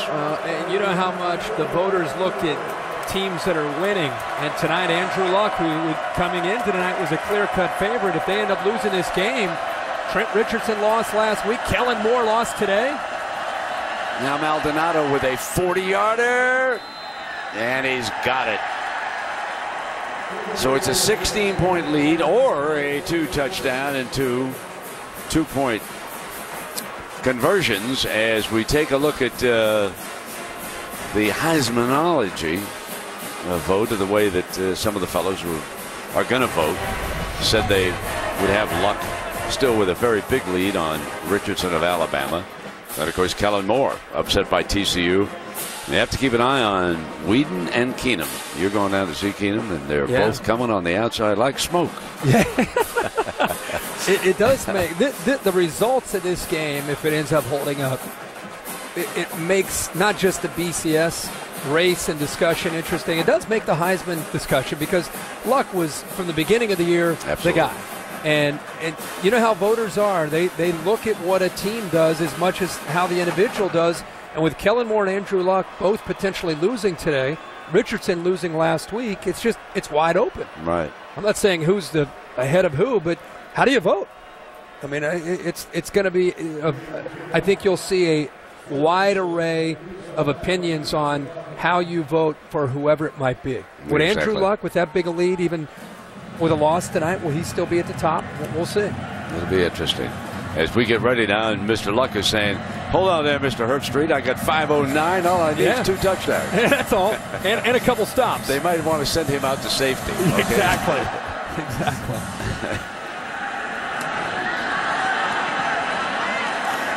So there is the return by Stewart. And I want to remind everybody that on Monday night, the Green Bay Packers welcomed the Vikings to Lambeau Field. And no one is hotter in the National Football League than Aaron Rodgers. But remember back in the days when he played at Cal for Jeff Tedford? Well, there are his percentages. Pretty good now, right? 24 touchdowns and 8 interceptions in his senior year with the Cal Bears. And, of course, the Bears are coming in to play Stanford here next week in the big game. So first down and 10, chance to look at Aaron and the Packers on Monday night on ESPN. And the Luck Toilolo picks up about 5 yards. They started from the 29-yard line after that Stewart return, and now Luck in the hurry up. Here we go. Got to have the urgency here. He's got to get everybody lined up, get everybody ready to attack. He led a perfect 2-minute drive right before the half. Intercepted. Should have been caught. Instead, it's going to be a pick six. Taken in by Lacombo. From Fresno, California, the sophomore linebacker. Look what I found. What a moment for a defensive player, and heartache for Andrew Luck, because I thought, looking at the play live, that it should have been caught, but we'll wait and take a look at replay here. It looked like it was right in his arms, and that's more impressive to me than any number that you could talk about. What Andrew Luck did right there to a true freshman after throwing a pick six, he goes right up to him and he pats him on the helmet.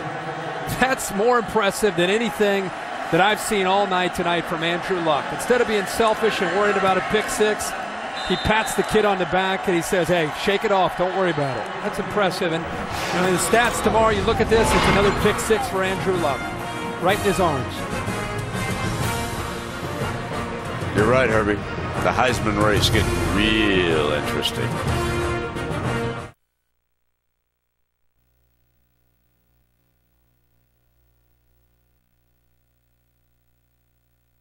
And Andrew Luck throws his second interception of the night, comes over to the freshman and just tells him to kind of shake it off. It's been a tough night for this offense. Oregon's done a really good job coming into tonight.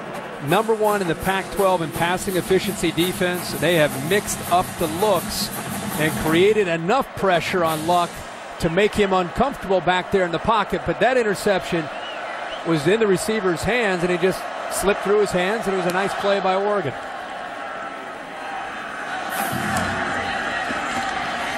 And so Amina, we had a good return. Fumble! And the Ducks have got it.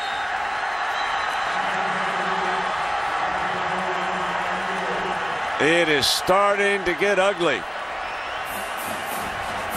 How about Rob Beard, the kicker, getting down there and recovering it?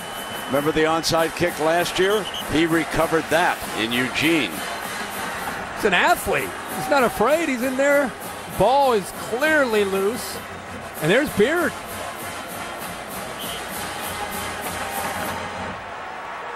One of these nights for the Cardinal when it comes to these turnovers. That's the 4th turnover of the night.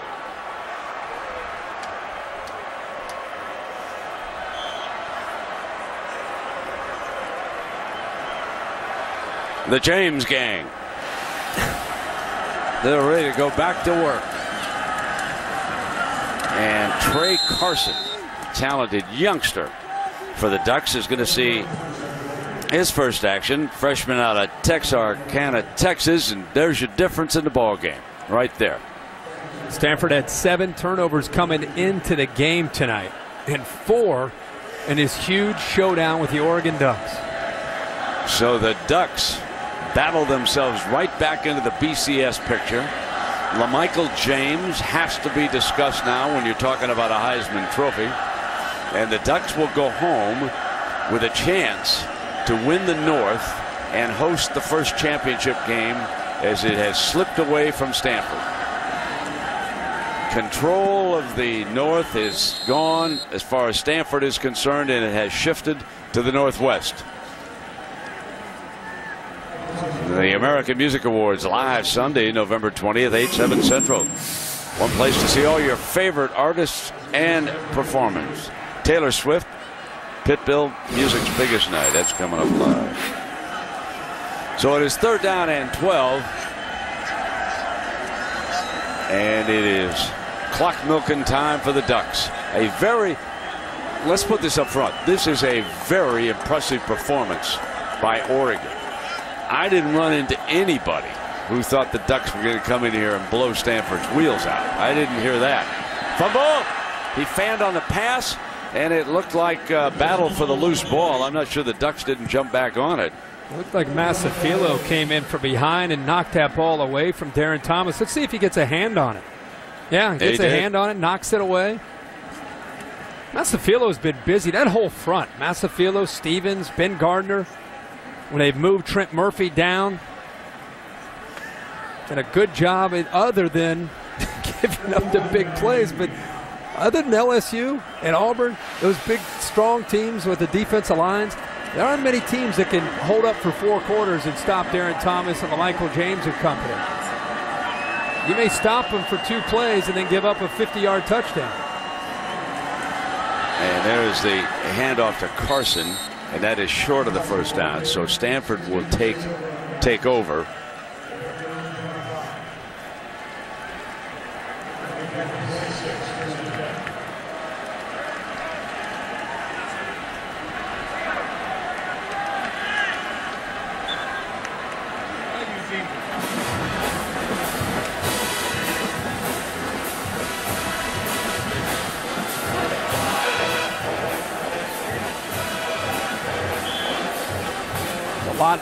On the line in this game tonight. You talked about the Pacific Northwest and what Oregon's done since Chip Kelly's taken over as a head coach.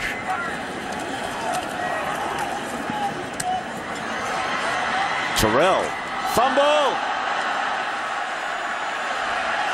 and the Ducks have got it, and now a penalty flag comes flying. So that's the 5th turnover of this game.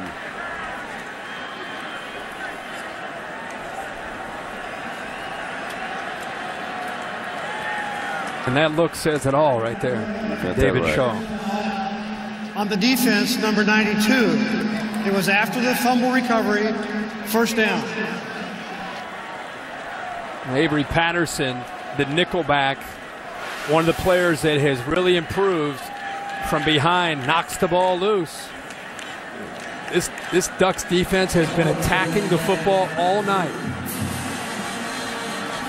It's like Eddie Pleasant got his hands on that football. So Stanford no longer has its winning streak or its big rating in the BCS, but they've got one thing, Herbie. They got the best women's soccer team in the country. Is that right? That's right. They are ranked number 1. You know, this is just a great school. It's not. Obviously, the football team's had a wonderful run here for a few years. But some of the other sports around Stanford, women's sports, basketball team, and this was last night. You wouldn't guess who was there. Watch this header against the Montana Grizzlies. Oh, wow. Beat them 3-0. They shut out. Now, I got to ask you, in football, that draws a penalty flag. How come that's legal with women's soccer? Just kidding now. But I'll tell you, Mariah Naguera's header was as pretty a header as you'll see. That was a beautiful goal.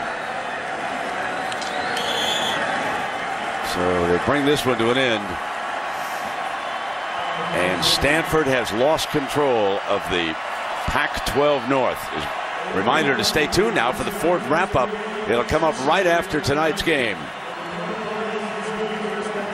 Don't forget, Pac-12 championship, the winner of this game more than likely will be in position to host that game.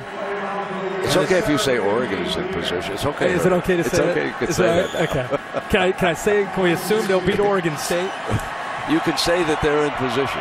And we'll find out. That's what I'm saying. We'll go see against the Trojans, okay? USC, Oregon State. But yeah, a chance to host the Pac-12 championship game at Autzen Stadium. So for Arizona State, or whoever ends up coming out of the Pac-12 South, they'll have their hands full. Good luck with tickets. What a great coaching job by Chip Kelly and this entire staff. Hats off to Nick Aliotti and Mark Helfrich. They're the two coordinators. And now let's go down to Aaron with Coach Kelly.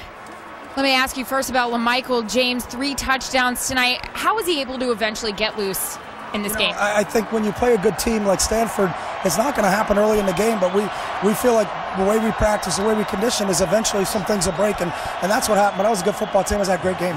Good football team, but you continue to be able to find their defense out of position tonight. Why? It's just, I think we got a good team. I think they got a good team. It was a back and forth game until about that last minute when they turned it over a couple of times. But we weren't real like we had this thing until about a minute to go in that game. So I know you hate answering questions about the defense. Don't give me a hard time about this. But I have to ask you about getting pressure on Andrew Luck. How were you able to make him uncomfortable all night? I think our D-line is playing at a real high level right now, and they're doing an unbelievable job. And you got kids like Josh Kadoo, Deion Jordan, all those other things. I can't tell you scheme things about our defense, but I can tell you that I love them.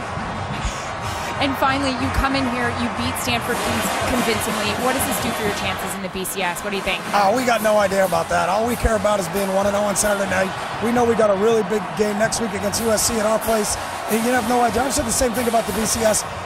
We got to pick our head up sometime in December and see what this thing is. But if we start thinking about that stuff right now, that's not been our formula right now. Our formula is win on Saturday night. We're going to go home. We'll watch some USC on the plane, and we'll get ready for a big game next week. Thanks, Chuck. All right, thanks. So, Herbie, the Rose Bowl would be a pretty good landing place for these Oregon Ducks now that we think about it. Sure and would. if they host the winner of the South, they're going to be a big favorite up in Eugene. How about tonight? 63 plays, 53 points. And I know the turnovers helped them. It's 63 plays, 53 points. And we wanted to know the speed versus the size, who would win out? And again, we see it a lot in college football. The speed just too much for Stanford. Slippery field? Why, these Ducks practice in the rain all the time. No problem, man, no problem. Let's just turn the Quack Attack loose. And the James gang did it here tonight. Big win, 53-30. Ducks are in control of the Pac-12 North. We'll see you in the USC-Oregon game next week. Thanks for watching ESPN on ABC.